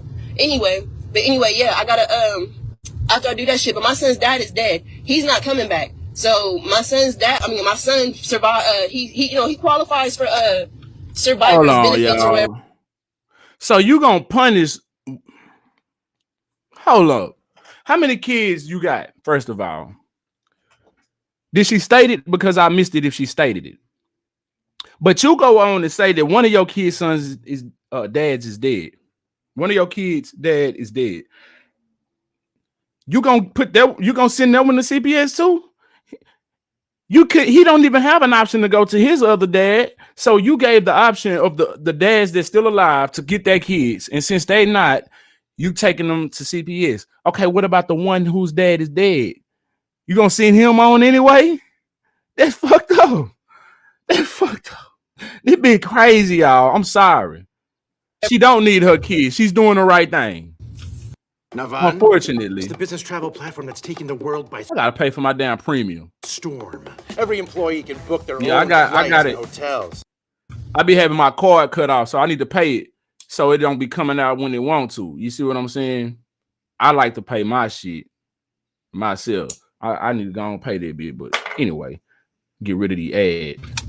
Your child. Anything that I do with my life, my career, my business, whatever rapper that you see me with, whatever rapper flies in, has nothing to do with you. Rapper? Who is this? Who is she? Why she talking about rappers? What rapper wants you? What rapper gonna fly you out? What the hell going on with this bitch? Who is she? Is she somebody? Do y'all know who this woman is? It says, what led her to a moral list. So let's just look her up. Talking about rappers flying you out.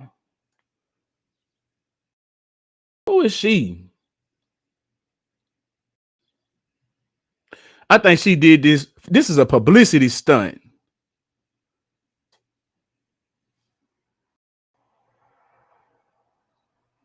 This be a line. She kind of look like Angel Reese a little bit. Watch what protein shakes do to your body. That ain't what I was trying to do. I was trying to show y'all this right here. Have a look.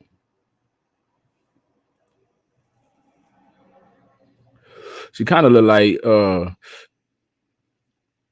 Angel Reese.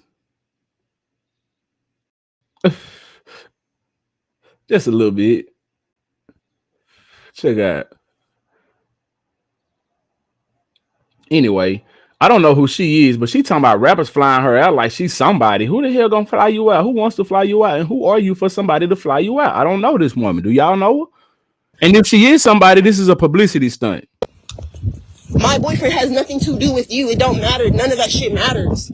You should worry about you, what you have to do for your kids. And actually, to be honest, you're literally that stuck with rapper. He's not even my boyfriend. So imagine when he do become my boyfriend, you're gonna be sick. He's not my boyfriend. So now you just look dumb, worried about the wrong ass shit. I'm not. I don't know. She It really might be don't for matter. real. But Because this is how you're overwhelmed, and because I love them, and this is hard. Like this is killing me. Yeah. But it's for the better. Like it's for me to get my life better and focus on my schooling, my career, my health. Number one, my health, so I don't die, because I can't do shit for them if I'm dead. Yeah. I can't stop stressing if I don't have help. You know. So it's like. And it's like the dads didn't want to help me. They wanted to see me beat. I done lost everything so many times. But you know what? Like I said, I'm going to come back for them. And as far as the whole foster whole thing, like, will it be open? Will I still be able to like see them, bring them gifts and stuff? Like, what they'll do is they'll set up visitation for you, usually here at the agency or a designation place, whatever the court orders, and you'll be able to see them weekly. Okay, that's even better, that I can still see them. Oh yeah, you'll get to see them, and I can still provide for them, right? Correct. You Birthdays, can bring them gifts, and have all that, because we're going to encourage that, because our goal is reunification, to get you the help that you need so you're not overwhelmed, and that you can, provide for your kids. I can tell that you care for them. You're just completely overwhelmed. I get that. Yeah, because like, it's only so much I can do. That's what she want. I mean, I just finished. She want a pat on the back. I can tell you love your kids. She wants a pat on the back. We all want a pat on the back sometime. But that's what's wrong with the world. All the goddamn pats on the back. Somebody need to tell your ass straight up and down what it is. She probably been coddled her whole life. Been soft-shoed and shit like that. You know what I'm saying? And so she's looking for that. Now, if she's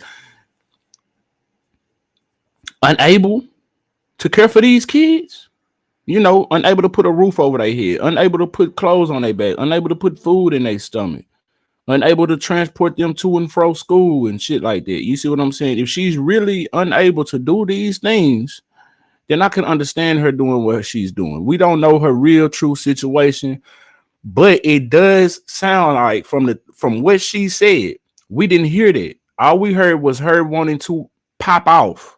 That's all we heard. I want to do this. I want to do that. I want to get my career jumping. I want to yada, yada, yada. This, that, and the third. And just like the other lady, it was another video who went viral that I said I did the video on. She just wanted to go to the club.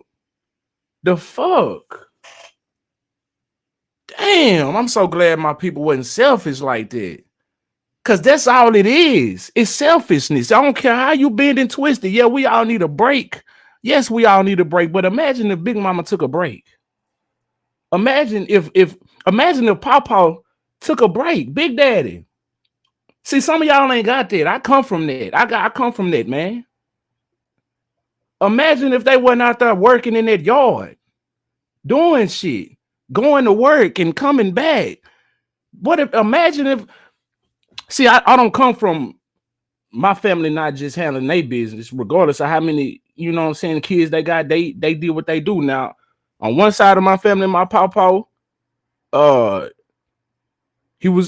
far as I know, he was in the house. Now, my other granddaddy, he was in the house all the way up until the birth of my sister that I know of. And then him and my grandmother, they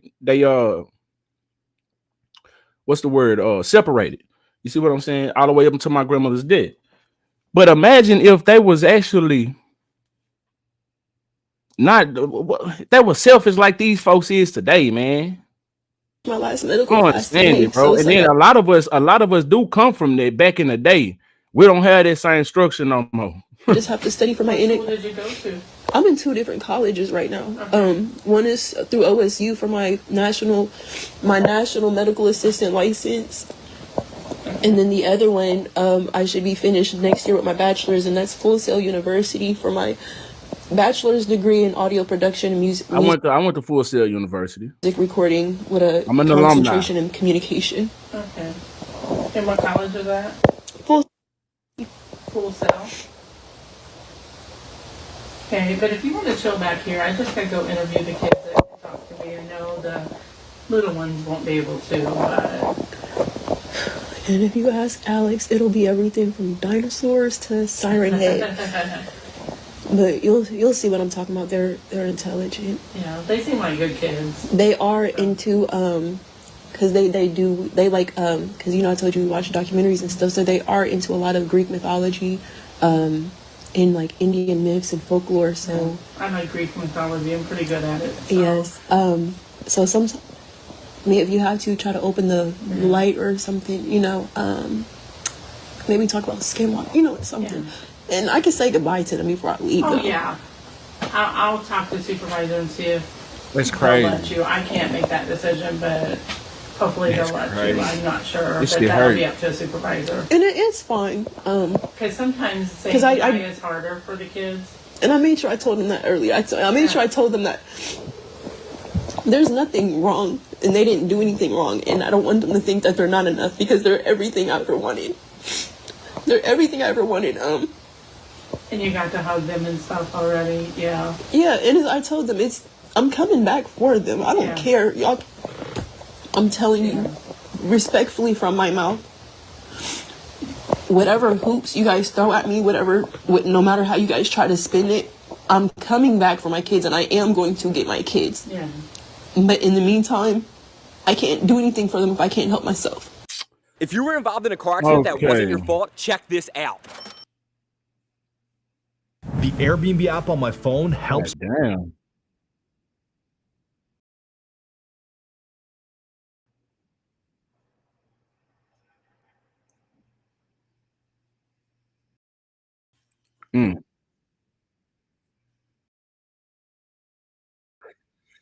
Hello.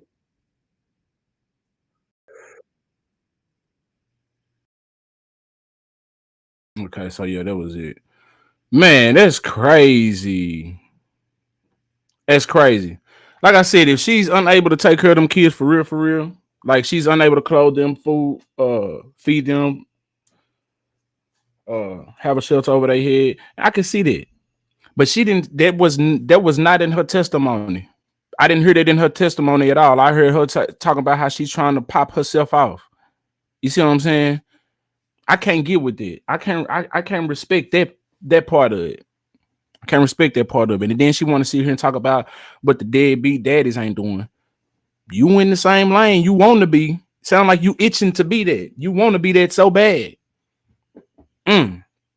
I mean, just because one person do it, don't make it right for the other one to do it. No, somebody still got to be the big person. And unfortunately, you got to have all that weight on you. But shit, you chose. That's what we choose to do. We just got to pull ourselves up by the bootstraps. I'm sure somebody in the community and family you could have probably called on to maybe at least get the kids where you wouldn't have to put them in the system. Because putting them in the system, that's a totally different thing. Once they in the system, man, you really want that to be your very, very last resort. Because you talking about it don't matter what kind of hoops they make you jump through and shit, you gonna come back for your kids. All right, whatever. Because they gonna probably make you jump through them. Shit. Anyway, let's jump up in the comment section, man. I appreciate y'all for pulling up to the Bootleg Ass Studio. Make sure you hit that like button. Stanford Queen up in the building. I appreciate you for pulling up. Says she has no boots. Tasha Williams up in this thing. She laid up and had these babies. They don't deserve this at all. No, they don't. Times may be hard, yep. But we as mother, we make things happen for our children. It is not always about us all the time. Nah, for real. For real, man. I mean, just mothers in history just always have been resilient. She's not showing her resiliency. She's not if you giving up that easy over what you want to do, over the stuff that you want to do. Like I said, we're not walking in her shoes. So if she's unable to care for these kids, having them out and without, that's not what we want. But she goes on and she records all of this. She puts it on social media. Is it really a cry for help? Is it really a cry for help at this point? Is it a cry for your help? Is it a selfish cry for help? That may be what it is. Cause I don't think you really in it for your kids. It don't what it sound like to me. Cause what is your real angle? Why we gotta know all of this? What you giving it to us for? You know what I'm saying? I don't get it. I don't get it. I don't get it.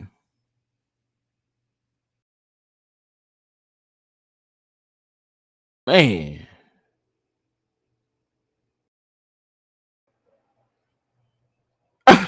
Stefano Quinn say she want to get rid of them kids so she can go on the cruise with a SoundCloud rapper. Man.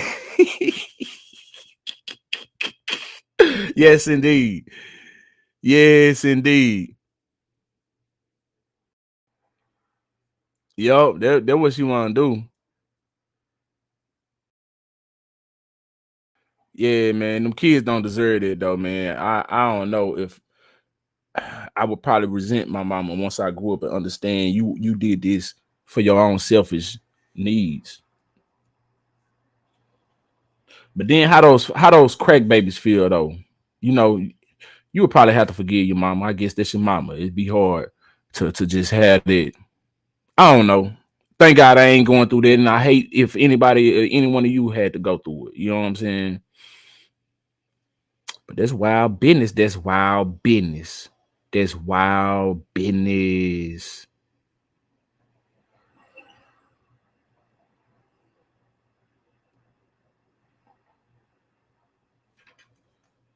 We got up in the building with us, y'all.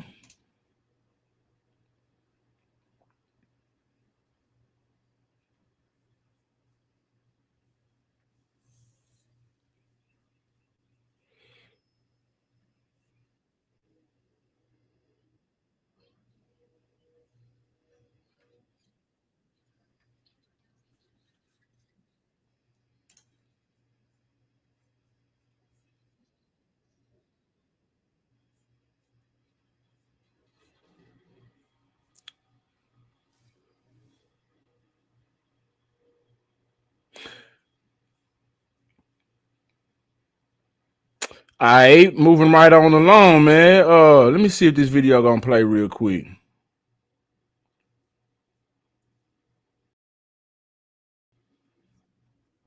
We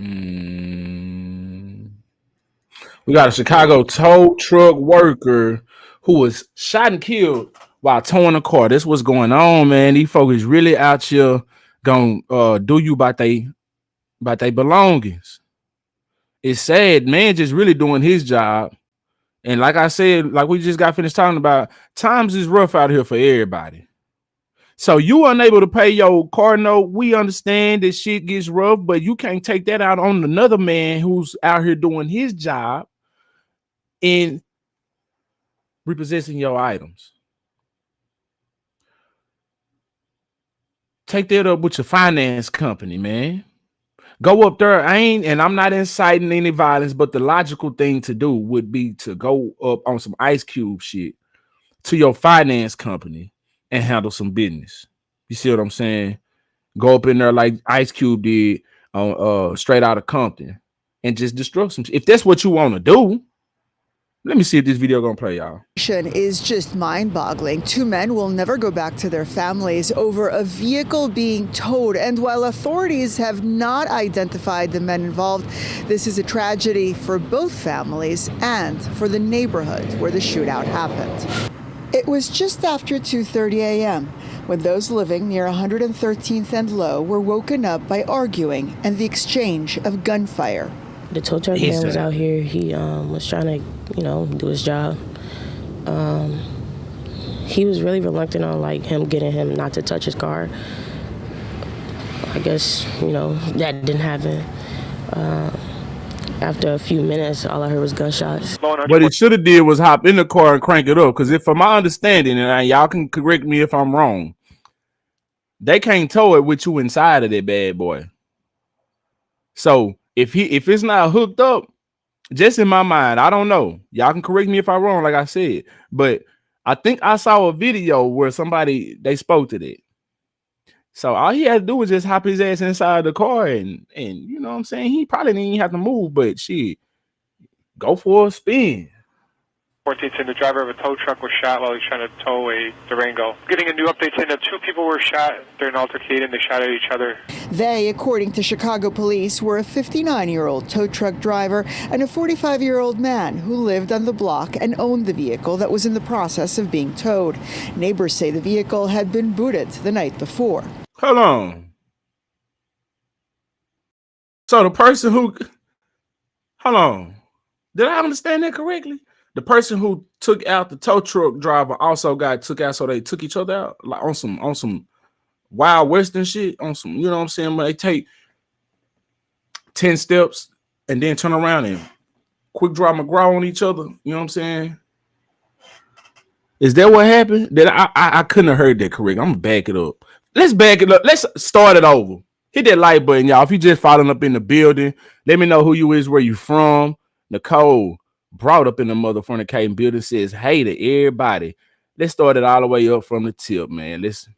This entire situation is just mind-boggling. 2 men will never go back to their families over a vehicle being towed. And while authorities have not identified the men involved, this is a tragedy for both families and for the neighborhood where the shootout happened. It was just after 2:30 a.m. when those living near 113th and Low were woken up by arguing and the exchange of gunfire. The tow truck man was out here. He was trying to, do his job. He was really reluctant on him getting him not to touch his car. I guess, that didn't happen. After a few minutes, all I heard was gunshots. Low on 114th, and the driver of a tow truck was shot while he was trying to tow a Durango. Getting a new update saying that 2 people were shot during an altercation. They shot at each other. They, according to Chicago police, were a 59-year-old tow truck driver and a 45-year-old man who lived on the block and owned the vehicle that was in the process of being towed. Neighbors say the vehicle had been... Correction, he didn't own it, bad boy. He didn't own it. Yeah. He was leasing it, bad boy. The vehicle had been booted the night before. I heard a warning shot, and then I heard 2 shots, and then I heard 4 shots after that. He was just doing his job, and that's all I could say was he was just doing his job. The vehicle owner, say neighbors, was a longtime resident who lived alone. This morning, hours after the crime scene had been cleared, debris was still everywhere. The rear passenger window of this red vehicle was shot out during the exchange of gunfire. Its owner is a resident who just moved in a couple of weeks ago. 21st Ward Alderman Ronnie Mosley today spoke out against this latest act of senseless violence. We need folks to make better decisions. We have to change our mindsets about this, to lean on other avenues than just guns to solve disputes. Some of the tow truck driver's colleagues who showed up in the aftermath of the shooting say that he was subcontracted by the city to perform the tow. Streets and Sanitation, however, would not confirm this because of the ongoing police investigation. Both men's names are being withheld pending family notification. Watch. Damn. So it didn't answer my question. I guess it did. They took each other out. Who lived on the block and owned the vehicle. Tow a Durango. Getting a new update saying that 2 people were shot during an altercation. They shot at each other. They, they shot at each other. I missed that part. That's what I according to Chicago police, were a 59-year-old tow truck driver and a 45-year-old man who lived on the block. I was listening at her to tell it. And owned the vehicle that was in That's crazy. That's crazy, man. Very dangerous job. Very dangerous. For shit show. It's crazy.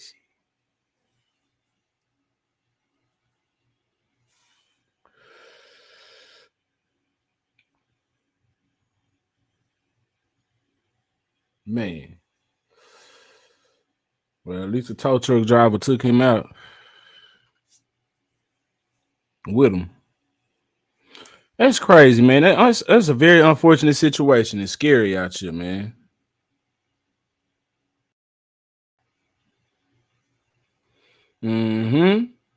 Hit that like button though. Let me know who you is, where you from. So if y'all ever heard of Lake Lanier, man, that's a very superstitious or mysterious lake. Most people who go swimming there, or a lot of people who have gone swimming there, have not returned home, never seen again, or found dead, or whatever the situation is.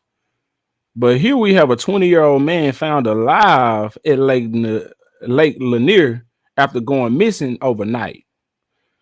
I think he did this on purpose. I'm thinking this guy did this on purpose. He wanted folks to worry about him, and then he come back alive and be like, yeah, I was one of those people who came back alive. Anyway, so according to the Shade Room, as you can see, says it's a miracle. 20-year-old man found alive at Lake Lanier after going missing overnight. 20-year-old man was found alive at Lake Lanier after he was reported missing by his friends on Monday. Fox 5 Atlanta reports Zachary Rutledge was found by a Howell County Sheriff's Office deputy sitting there chilling, probably fishing, you know what I'm saying, living off the land and put a little fire together and shit, like off Naked and Afraid. Ugly boy. The missing man's friends called deputies around 8:30 p.m. after losing track of him as they were swimming. They were unsure if he was still in the lake or simply walked home on foot. What y'all doing swimming in Lake Lanier? Everybody done heard about this shit. Everybody done heard about Lake Lanier. I don't know. Do people go swimming in Lake Lanier? Is this a thing? Do people be fishing in Lake Lanier? I thought somebody like me think that this is like a unused lake. Like shit, you bet not go there. This bitch is hunted. What y'all doing swimming in that motherfucker? Anyway, the Georgia Department of Natural Resources and Howell County Fire Rescue launched a search. Water and aerial searches were conducted, but no sign of Zachary was found. The next morning around 9 a.m., Zachary Rutledge flagged down a deputy as he patrolled the park. Was his ass missing for real? His ass got hungry. He was like, shit, all right, it's time to go home now. Rutledge reportedly revealed that the previous day he had swam from the shore to a nearby island after he returned from his solo adventure. It's a whole island out there and shit. Lake Lanier. The motherfucking Spears done built up an island. His homies were nowhere to be found. He slept in the park overnight since he did not have his cell phone to contact his friends or family. Could be true. Could be authentic. Fox 5 reports Zachary stated that he heard helicopters above, but he had no clue they were looking for him. So you ain't out there talking about some, hey, I'm stranded. You did this shit on purpose. You said I can pull it off. I bet I could pull an overnighter, guys. I bet I could pull an overnighter, an all-nighter. And if I'm not, then go, report me missing. If I'm not back by such and such, report me missing. We're not going to text each other about it because we don't want to leave a digital footprint about, you know what I'm saying? So we just going to talk about it in person. Yeah. Man, how you hear some helicopters, but you ain't sitting here trying to get your ass? Man, you ain't trying to be seen. Where you at, up under some trees?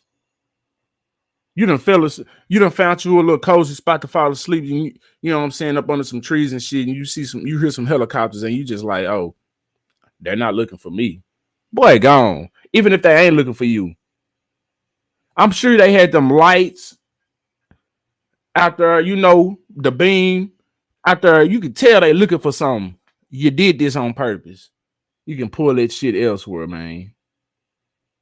Lucky for Zachary, his story had a good ending. However, there is an ever-expanding list of mysterious deaths on the water. As previously reported, the Shade Room, Gabriel Alexander Whitlock fell into the lake on September 2nd, 2023, and he ran down on a dock. See, this is authentic. Motherfucker fell. You swam somewhere to a nearby island and shit. Nigga, you can pull this shit on. Man, go on. Yeah, he never resurfaced and reportedly drowned. Whitlock's body was later recovered in 17-foot deep water. Furthermore, 2 elderly men had died This year, Matthew Mayo passed away after his bass boat seat came unbolted as he fished with his wife. He fell into the water. The 73-year-old's corpse was later retrieved by emergency crews. See what I'm saying? 76-year-old Jim Hansard was last seen chilling on the dock by the infamous lake. His parked golf car was found and his shoe was discovered floating in the water, allegedly later found by a friend. The Department of Natural Resources pronounced him dead shortly after. Yeah, man. This nigga did this. He pulled a prank. He did what he done so he can be one of those famous people who had made it back from Lake Lanier. Boy gone. What's the motherfucking deal? Lamisha, appreciate you for pulling up to the bootleg ass studio. Make sure that like button lit as you pull in. Where you tuning in from? Hope you're having a great morning.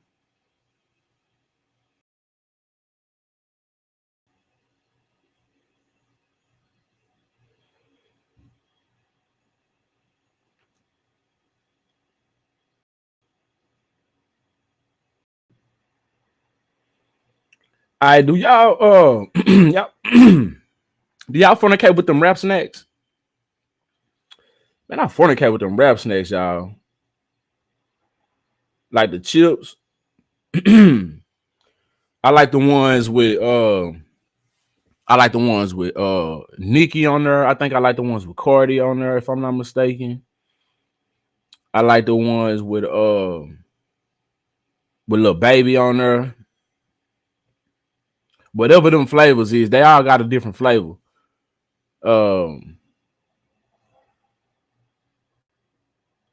anyway, you know, we got to show love to the black grocers out here. Master P, a legend in the game who took over and thrived with No Limit. He's taking over the grocery stores now. He got a list of different products, more than just chips. He got noodles. The man got rice. I think he got oatmeal, cereal. Got all kind of shit, man. Now he got this adding on to the list. A jumbo honey bun coming soon. Would you fornicate with it? From this picture, it look good. I used to eat honey buns, but I don't too much eat honey buns no more. I don't too much care about them. But you warm that bad boy up by 10, 12 seconds. You feel me? On some good old, after a good old smoke, that bad boy gonna hit. I feel like he should put Bun B on the cover of one of these. I think that'll hit. Yeah. Come on, Master P, give me a split. Let me get in on it. Yeah. I just want a little cut. That's a great idea, huh? Yeah. Put Bun B on one of them honey buns. She gonna go. Yeah. But that's what's up. I thought that was interesting right there. Because I fornicate with the rap snacks.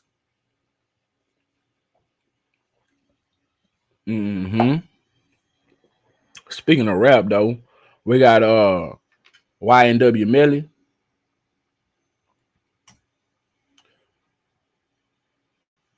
Say he receives a new date for double murder retrial after multiple delays. Now, they found this man, if I'm not mistaken, it was something with this. Let me see if I can find some information on this. Because wasn't it a mistrial? When he granted a mistrial and he was going to come home at one point?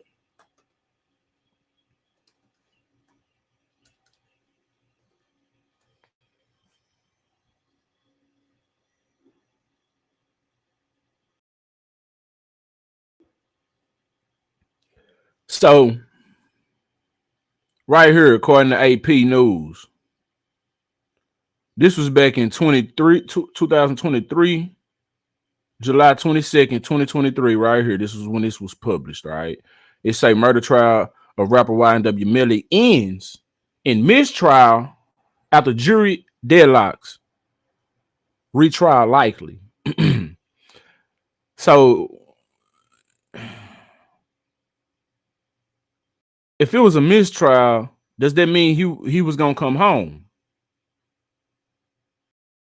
Supposedly, maybe. I don't know. But that was then, and this is now. So he got a new date for the murder retrial after multiple delays. That's messed up that they keep pushing their stuff back. I mean, I guess they ain't got no time if you gonna be found guilty, but if they get found innocent and they keep pushing this stuff back, that's kind of messed up. You said in jail for all that time just to get found not guilty. Anyway, it says a date finally been set for YNW Melly's retrial of his double murder case, according to reports NBC6, published on Monday, July 8th. Judge Martin Feen scheduled the upcoming trial for September 10th, 2025. The new date comes months after proceedings were placed on hold due to the prosecution's appeal to another judge ruling about suppressing a emotional video about the Florida rapper's life from evidence back in January. Judge yada yada yada yada yada yada yada. Oh, there's something I might need to read. It say back in January, Judge John J. Murphy III decided the jury would not be allowed to see a 20-minute documentary film before the murder of his two friends. The defense said the video was hearsay, but the prosecution claimed it was proof of Melly's involvement. Damn. A decision about the video has not been made. YNW Melly was charged with killing his two friends, Chris YNW Juvie Thomas and Anthony YNW Sack Chaser Williams in 2018. Prosecutors alleged Melly and his accomplice Cortland YNW Bortland Henry made it look like they were shot in a drive-by shooting. The Murder on My Mind rapper was arrested in 2019 and has been in custody ever since. All right, so his first trial was ruled as a mistrial last summer. The trial lasted for 19 days before the jury met to deliberate. They spent 2 days together, but ultimately could not reach a unanimous verdict. Shortly after the trial ended, a judge granted a second trial with a new prosecutor. The second trial was supposed to begin in January, but was delayed multiple times. Another court date was also set regarding a witness tampering charge Melly received last October. Broward County prosecutors alleged that the artist ordered gang members to ensure a key witness did not testify against him during his first trial. A pre-trial meeting for the case is set for December 5th, 2024.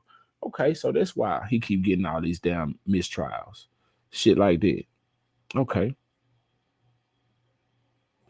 I hadn't been keeping up with it. But his trial lasted for 19 days on one of them. That's crazy. Why is it taking Young Thug so damn long? That shit is wild.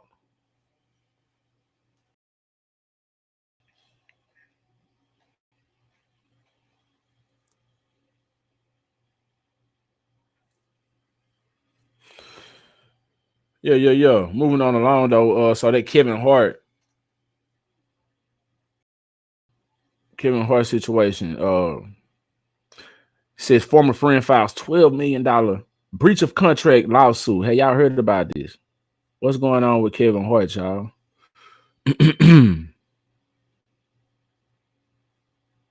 Breach of contract. What's going down with this? It says Jonathan J.T. Jackson alleges Hart breached their 2021 settlement agreement by failing to publicly exonerate him of baseless extortion allegations. Oh, they want me to do all that. I'm about to say, when Kevin Hart jumped on Instagram 3 years ago to discuss his bizarre his bizarre 2017 sex tape scandal and the related felony extortion charges filed and eventually dropped against his friend Jonathan J.T. Jackson, the superstar comedian said he was happy to be moving on from that chapter in his life. Now, the precise wording Hart used to deliver the seemingly unscripted message to his millions of followers is the subject of a new $12 million breach of contract lawsuit filed by Jackson in Los Angeles. In his new 23-page complaint filed Wednesday and obtained by Rolling Stone, Jackson says Hart's social media post shared on October 27, 2021 was far from spontaneous. Instead, it was the subject of a meticulously negotiated settlement agreement signed by the parties nearly 3 months later. Jackson reveals, according to the lawsuit, Hart was contractually obligated to use specific verbiage that would publicly exonerate Jackson, a professional bowler and actor. Oh, okay. They do that for real? I guess he go hard. Go hard on the bowling. Professional bowler and actor who had a minor role in Hart's 2014 movie, Think Like a Man 2. Hart purportedly was required to note not only that the criminal charges against Jackson had been dismissed, but that Jackson was fully cleared of any involvement in an extortion plot, and that the scandal had cost Hart a valuable friendship. So he wanted this man to go on there and kiss his ass, is what it sounds like. Is that what it is? All right, so for instance, Jackson alleges Hart explicitly agreed to say, I lost someone close to me that I love and still have very much love for, or high values of love for, and I'm proud to say that all charges against JT Jackson have been dropped, and he's not guilty and had nothing to do with it, according to Jackson 47. Hart blatantly broke their agreement. These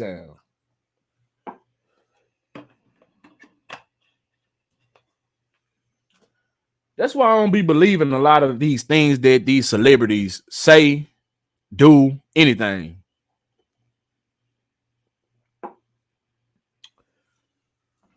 Like they be paid to do stuff, or they be in agreement to do shit like that. It be scripted. So he wanted this dude to say something specific, just like a script. He wanted him to say something specific, and he didn't do it. And I guess he was obligated to do so because he was on a contract. You feel me?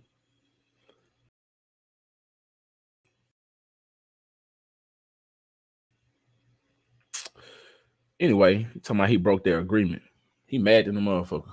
You didn't tell me, you didn't say that I was your best friend and that you lost me, man. You didn't say that. That's what that shit sound like. That shit sound like some weird ass shit.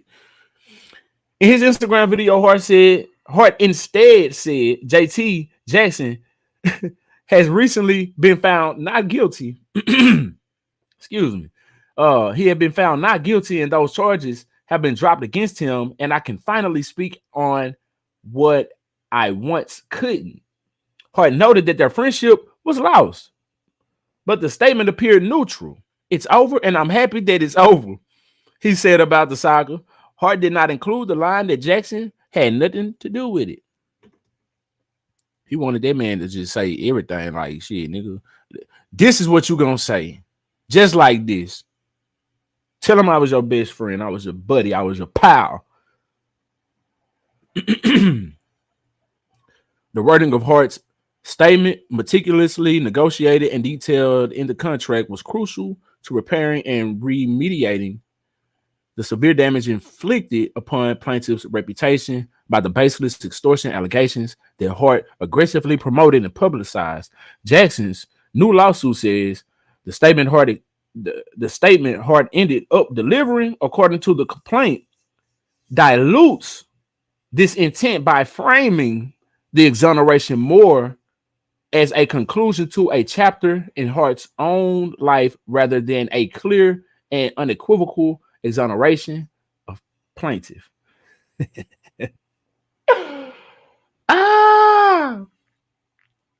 Boy. I don't know. Sound like some big shit, some bitch shit to me. And that would sound like to me. But hey, I ain't $1 million. I ain't $1 million nigga in the bank anyway. Mindset rather. I ain't got it in the bank. Yet.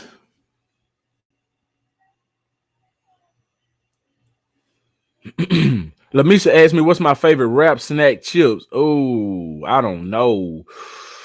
Probably them damn, which ones is them? I think it's the honey barbecue. No, it's the cheddar. It's the cheddar barbecue. Yo. The ones with the Migos on it. I think that's the ones, yo. For sure. Stanford O'Quinn said they taste like bargain brand to me. Ah! Nah, man, bargain brand ain't got that much seasoning on it. Bargain brand ain't got that much sodium. Nah. I don't know. In the hood stores, it probably do. But she the cereal good. I done had the Snoop Loops. I don't even eat cereal though. I just got them for my kids. And I tried them. I eat cereal when I got a taste for it, just like them honey buns. If I'm on that level, if I got the right amount of munchies, I might jump on them, you know what I'm saying? And I'll tell them we get a little creative. Hell yeah. What's your favorite rap snacks? Lamisha. Stanford say he don't fornicate with them.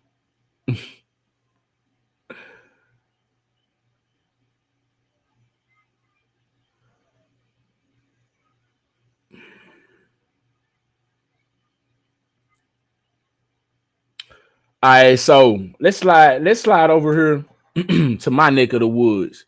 Well, not necessarily, but right up the road. Frisco, Dallas. You know what I'm saying? So this mega church pastor removes himself of 17 years of service for moral failure. What is that? What the hell is that? What the hell is that? That could be anything, sir. Why not be specific? We're going to find out what it is anyway. We're going to find out what it is at some point. Let me just say, what stores have them? Oh, you said I haven't tried them. That's why you asking. Man. And what stores have them? Where you at, Lamisha? Did you tell me where you at? Let me slide up. Cause they in the hood stores. You gotta go to the hood stores. Maybe they got them in the bodegas. I ain't been up north. I know y'all call them bodegas in Michigan. Now they do got them in Walmart, but this is what you do. Cause I did. Like they go to Walmart and they might have them in Walmart. They might have them in Walmart. But in the hood stores for sure. They are in the hood stores. I'm telling you, man. And I wouldn't advise you because you might be a good looking woman, maybe. If you don't go to hood stores very much, you know what I'm saying, be prepared to get whistled at or something. I ain't not really whistled at. I mean that figuratively. Like a man gonna try to shoot a shot at you. Just go in there and get out. You got to go in and get out. Be on your mission. You feel me? And don't wear nothing. Don't look good. Just don't look good if you're gonna go to the hood store. I'm telling you, it's gonna be somebody. He gonna look halfway decent to you, and he ain't gonna be no good for you. He gonna put by. Anyway, we're gonna move along. They in the hood stores. Let's go. So in Frisco, this pastor said he removed himself for moral failure. We don't know what this is because he's being vague. All right, so Stonebriar Community Church in Frisco announced in a letter to congregants Tuesday that it had removed its longtime associate, Pastor Tony Camarada. They get into it. Let's get into it. It says a mega church in Frisco has removed a longtime pastor due to a moral failure. What did he do? Was he dipping cheese? Was he dipping in the pot? Or was he shoving some D in one of the, you know what I'm saying, congregants? According to a Tuesday email, the church sent congregants that was obtained by the Dallas Morning News. Tony Camarada, a former associate pastor at Stonebrook Community Church, confessed to church leadership of a moral failure on July 7th. The church's email said he is deeply remorseful. He feels so bad. Oh God, he feels so terrible about the shit that he did, guys. The fuck? He is deeply remorseful, but his sin disqualifies him from serving on our staff as a pastor. It added, what sin is this? You owe this to the congregants. We've been fed the word from his bullshit mouth. So now we need an answer to what he has done. I think we owe the congregants that. Let's get into it. Maybe they're going to reveal it. Camarada did not return 3 phone calls requesting comment on the situation. Representatives for the church did not respond to 3 calls and 2 emails requesting comment. Camarada worked at the church as an associate pastor for over 17 years, according to his LinkedIn profile. More than 3,000 people attend Sunday services at Stonebriar, according to a recent church news release, and around 16,000 watch online. So that means you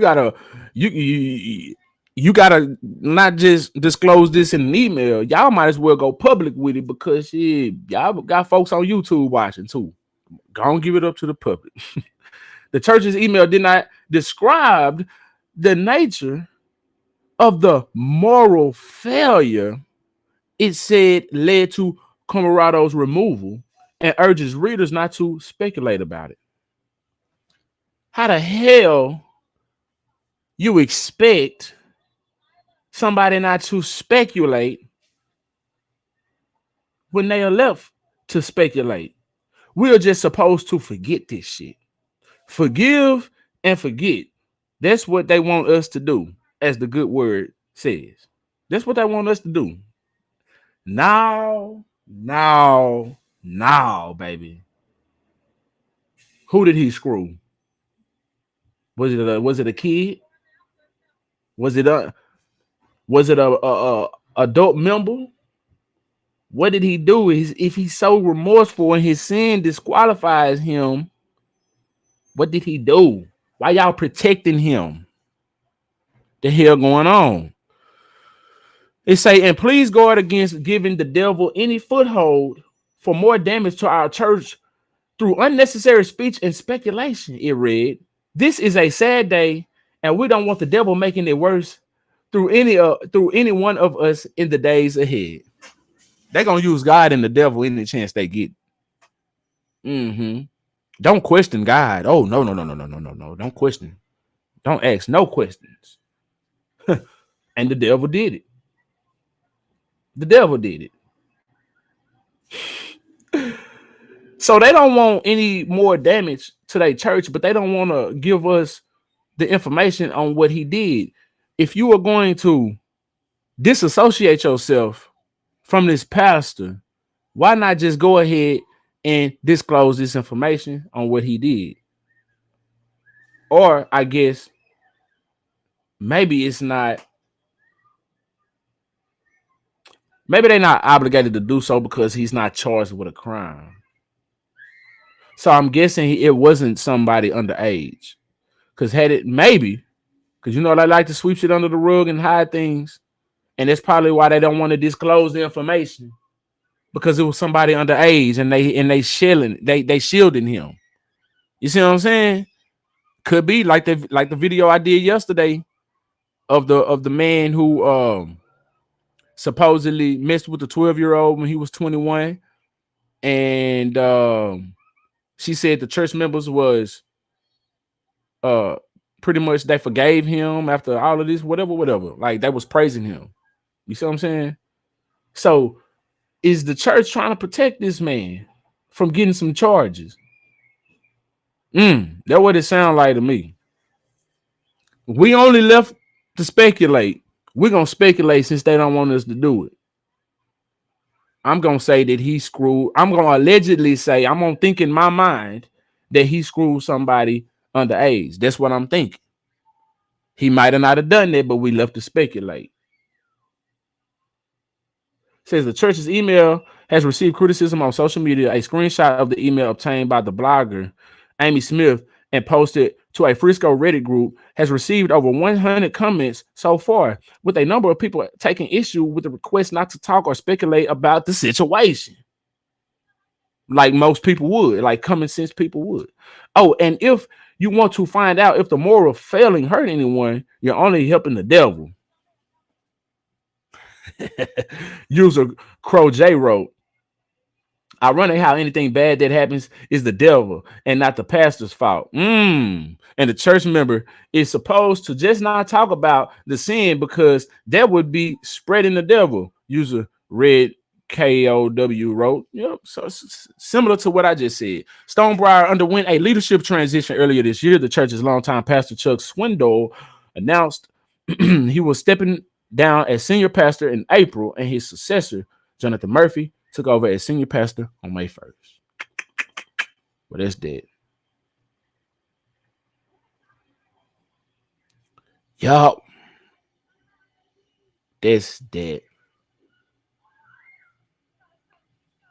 Mm-hmm.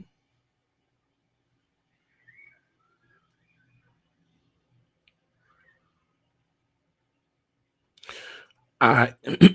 Damn. Excuse me. All right. Now, this story right here is wild as hell, man. Hit that like button, though, man. If you're just following up in here, let me know who you is, where you from. And I appreciate y'all for pulling up. Y'all could be anywhere else in the world, but y'all chose to be right here in Sheldon Bootleg Gas Studio shooting shit with me. Indubitably. Mm-hmm. This story right here is going viral on the net. Let's get up into it. So it's this couple with a hold on.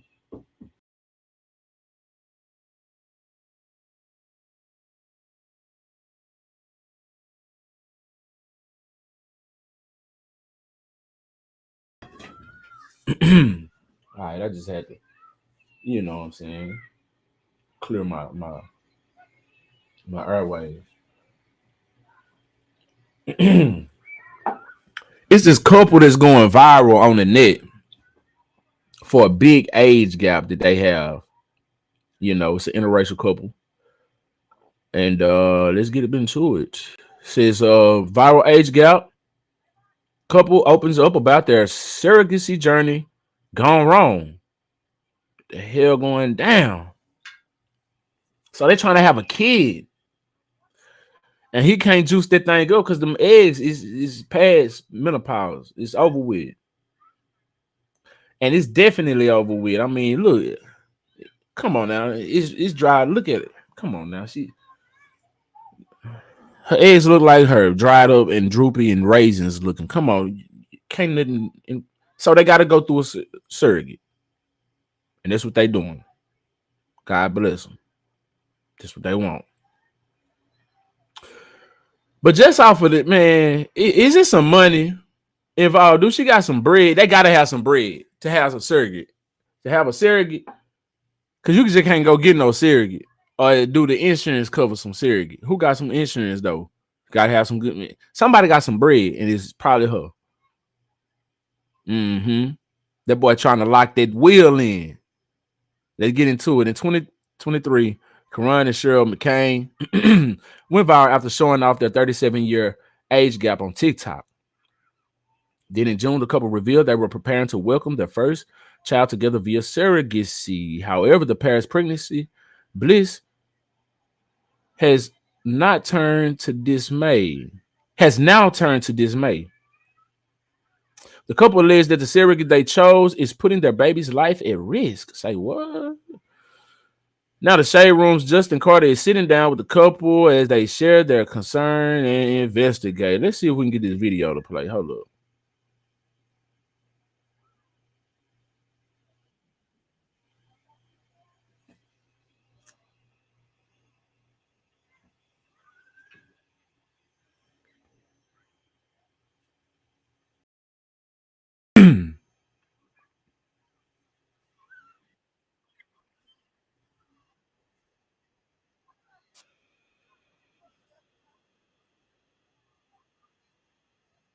Mm-mm.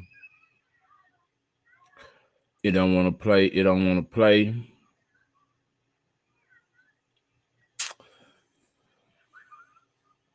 All right, well, we're just gonna read it. Say so. According to Carter, Quran 26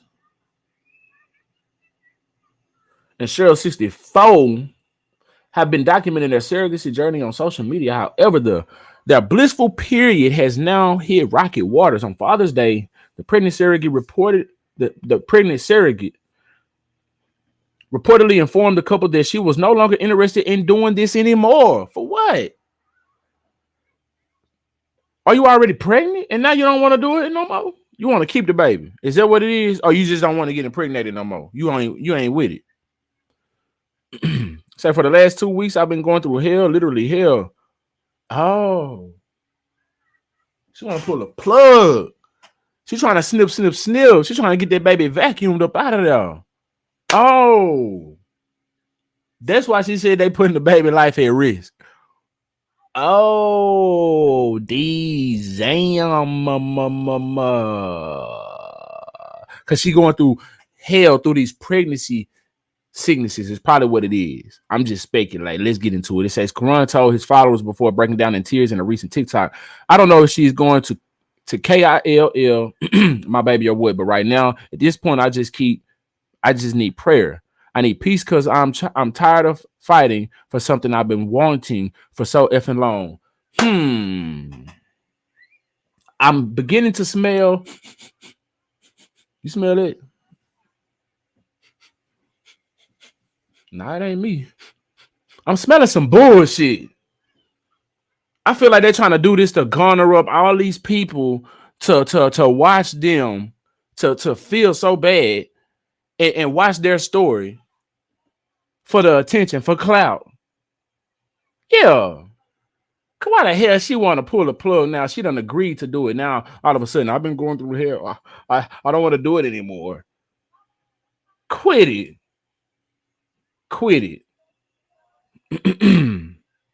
Yeah. I can smell it from a mile away, man. It sound like bullshit to me. Now, if she actually go through with it,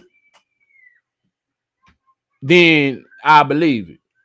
Now she got to go through with it for me to believe it. Because if she don't go through with it, which hopefully she don't, you know what I'm saying? She agreed to doing it. So hopefully she go through with it. And the baby lives and healthy and all that good stuff. So hopefully she don't. But in order for me to believe that they talking about what they talking about, she gonna have to go through it. And she ain't. Because they bullshit. Anyway, it's all a part of the storyline. You see what I'm saying? Carter says the couple surrogate is a Caucasian woman in her 20s from Alabama. And she said, I don't want to carry this nigger, baby. Hell to the no. Y'all didn't tell me that shit. I'm cutting this baby out. Is that what it is? The woman reportedly messaged the couple on social media offering to carry their child. And I'm sure you probably got a bag out of it. So if you did, I'm sure they probably put you on contract maybe because if you don't, then you can easily run off with that baby. That's yours. So they're going to have to put you on contract maybe. I don't know. Y'all let me know in the comment section if you know more than me. But I think some kind of way they're going to have to put on contract. So if she do what they are alleging her of wanting to do, that would be breach of contract. You see what I'm saying? So that bag that you're going to be missing out on that you probably going to be getting, you ain't going to be able to get it no more. And you might have to pay. You see what I'm saying? I don't know. I'm smelling some bullshit somewhere and I'm trying to figure out where it's coming from. This all. Anyway, uh, when asked if they took the time to do their research, their research on the woman, the couple declined. They declined the answer, or they declined in doing a research. Okay, no, we did not, Karan told Carter. Maybe y'all didn't.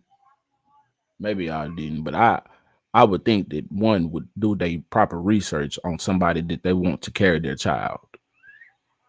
Because she's from Alabama, who knows? And she's a Caucasian woman. Who knows if she's a meth head from Alabama? Huh? That shit wild. This shit crazy, man. I don't know. I'm smelling some bullshit, man. Say no, we did not. Karan told Carter she didn't have no medical issues or nothing. As far okay, so she didn't have no medical issues or nothing as far as when we met and we discussed it in person. That next year, she told us some different stories, but we didn't think it was nothing major until she actually lived with us. Oh, so she started living with y'all, huh? The viral age gap couple details their concerns. It says, according to the couple, the woman's personality was nothing like they anticipated. Additionally, she allegedly asked the couple for money, and Cheryl even noted her as being manipulative. The couple's allegations. Oh, okay, hold on. So let's pause right there. Let's pause right there. She said, according to the couple, the woman's personality was nothing like they anticipated, right? Because they didn't do their research on this crazy bitch. Additionally, they didn't do their research. They didn't see she had no background, no previous convictions, nothing. They ain't see she was HIV. They ain't do nothing. Well, I guess you can't see. I don't know how you can do. I don't know, but you know what I'm saying. They didn't do no research. So additionally, she alleged that she asked the couple for money. Let's unpack that. She asked the couple for money. All right. And Cheryl even noted her as being manipulative, right? Let's unpack that right quick. So if this is true, we're gonna entertain the fact that this is true right now, okay? All of this is what they are alleging is true, that they, you know what I'm saying, that she really want to do away with the baby. Let's go with this is true. That she's at least proclaiming this, and this is a real concern for them. Let's entertain it as true right now, all right? If she has asked the couple for money and she's manipulative, could she be pulling a stunt right now? Could she herself be pulling a stunt on the couple for some money with her allegedly manipulative ass? You understand what I'm trying to say? If this is true, you know, women are very vindictive. They know how to work some shit. They know how to find out how to get what they want for shit show. So she said, "Oh yeah, I asked them for $50 so I can give me something to eat, put some gas in my car." And they talking about some now, or they looked at me stank and didn't want to give it to me, but they gave it to me anyway. I got something for them. I know how to get some money out their ass. You see what I'm saying? I don't know. Anyway, moving along. The couple's allegations don't end there. Karan and Cheryl informed Carter that their surrogate is allegedly addicted to drugs. What the hell I just tell y'all? Hit that like button, y'all. Send me $1 on Cash App, man. Goddamn. They ain't do their research. The hell is wrong with folk?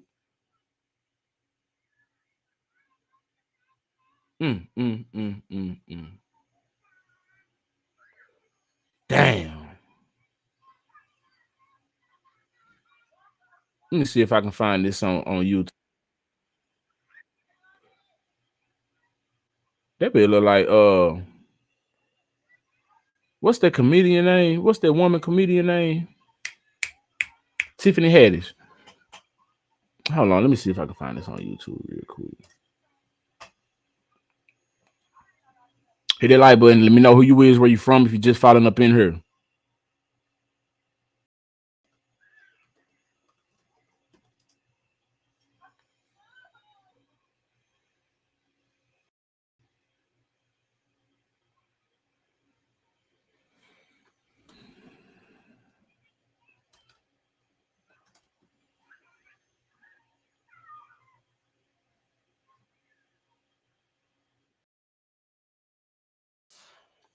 Hold up 1 second.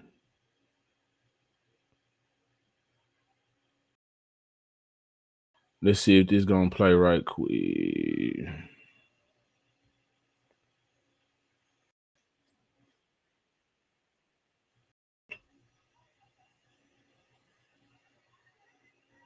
Nathan.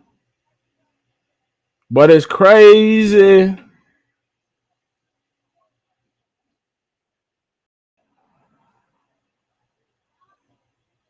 I'm gonna have to do a video on this one, y'all. I'm gonna have to do a video on this one. I'm gonna have to just do a video on it. Since it don't want to play like that. Cause I have no problem with when I do my pre-records. It only jump in and out like that when I do my live videos. I don't understand. I don't know what it is, and I could play another video and it'll play perfectly. So it's something I don't know what the fuck it is. Wow. But that's an interesting little ordeal that they got going on right there, man. You know, yeah. Y'all think he really love her? Y'all think he really love that woman?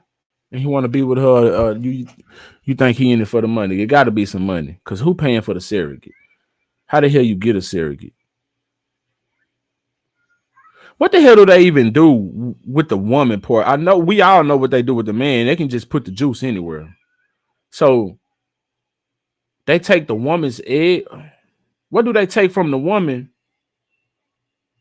Or will it be the surrogate's baby? Like, is it gonna have the surrogate's DNA? Or is the surrogate some kind of way got the other woman's eggs and she's just carrying the baby? Like, how does that work, y'all? Do y'all know? Let me see. Let me see something.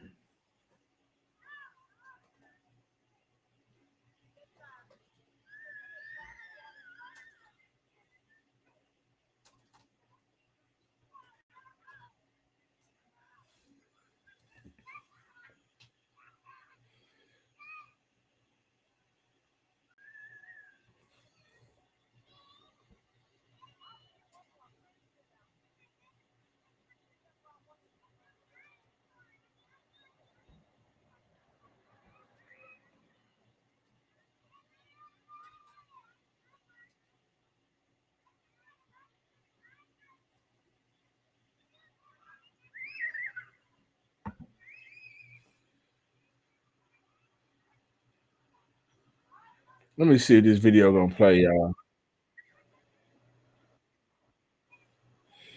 Hold up. Hit that like button, bro, with me, y'all. I'm trying to see something because now I'm trying to figure out how this works. Damn, this video 11 minutes long. I don't want that one. Let me see if it'll play at least.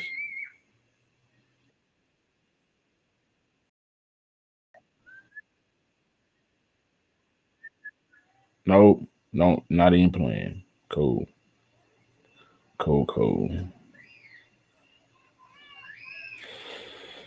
Anyway, if y'all know, man, y'all can enlighten me in the comment section. So is the mother that wants to have the baby that's not carrying the baby, does the child still have her DNA, or does the child have the surrogate's mother DNA and the father? Does that, you know what I'm saying? Do they share? Do they come together and have? You see what I'm saying? Some shit. Anyway, I hope y'all having a good morning. Hope y'all doing great. I appreciate y'all for putting up the Sheldon's bootleg ass studio. We've been shooting the shit for damn near 3 hours. You know, it's been a good time, good time. We had a few people follow up in here. We're gonna give a shout out to Lamisha. Shout out to Stanford O'Quinn. We got Nicole Brought in this motherfucker. Kata Latasha Williams in this thing. Helena. We got Theodore Nunn in this motherfucker. Stephanie Lynn came in. You know what I'm saying? Luther Bout came through the door. Rotisha Haynes came in this thing. You know what I'm saying? They had a few people fall in the mix, man. That cash app is floating at the bottom of the screen if you want to donate, man. That dollar sign before Sheldon Vibes 903. Send your boy a dollar or two or three. You know what I'm saying? Make sure y'all hit that like button, share the stream. I'm gonna need y'all to do me a huge favor and subscribe and follow Teams Team TV on Facebook and YouTube. I just dropped it off in the chat. I'm gonna shoot it up on the screen. Yada I mean. Just like that, Teams TV. We got a few videos up already on the platform, and we'll be shooting more coming soon. Indubitably. Yeah. Hope all is well. Hope all is great. But y'all have y'all self a wonderful day. We finna end it just right there, and we out.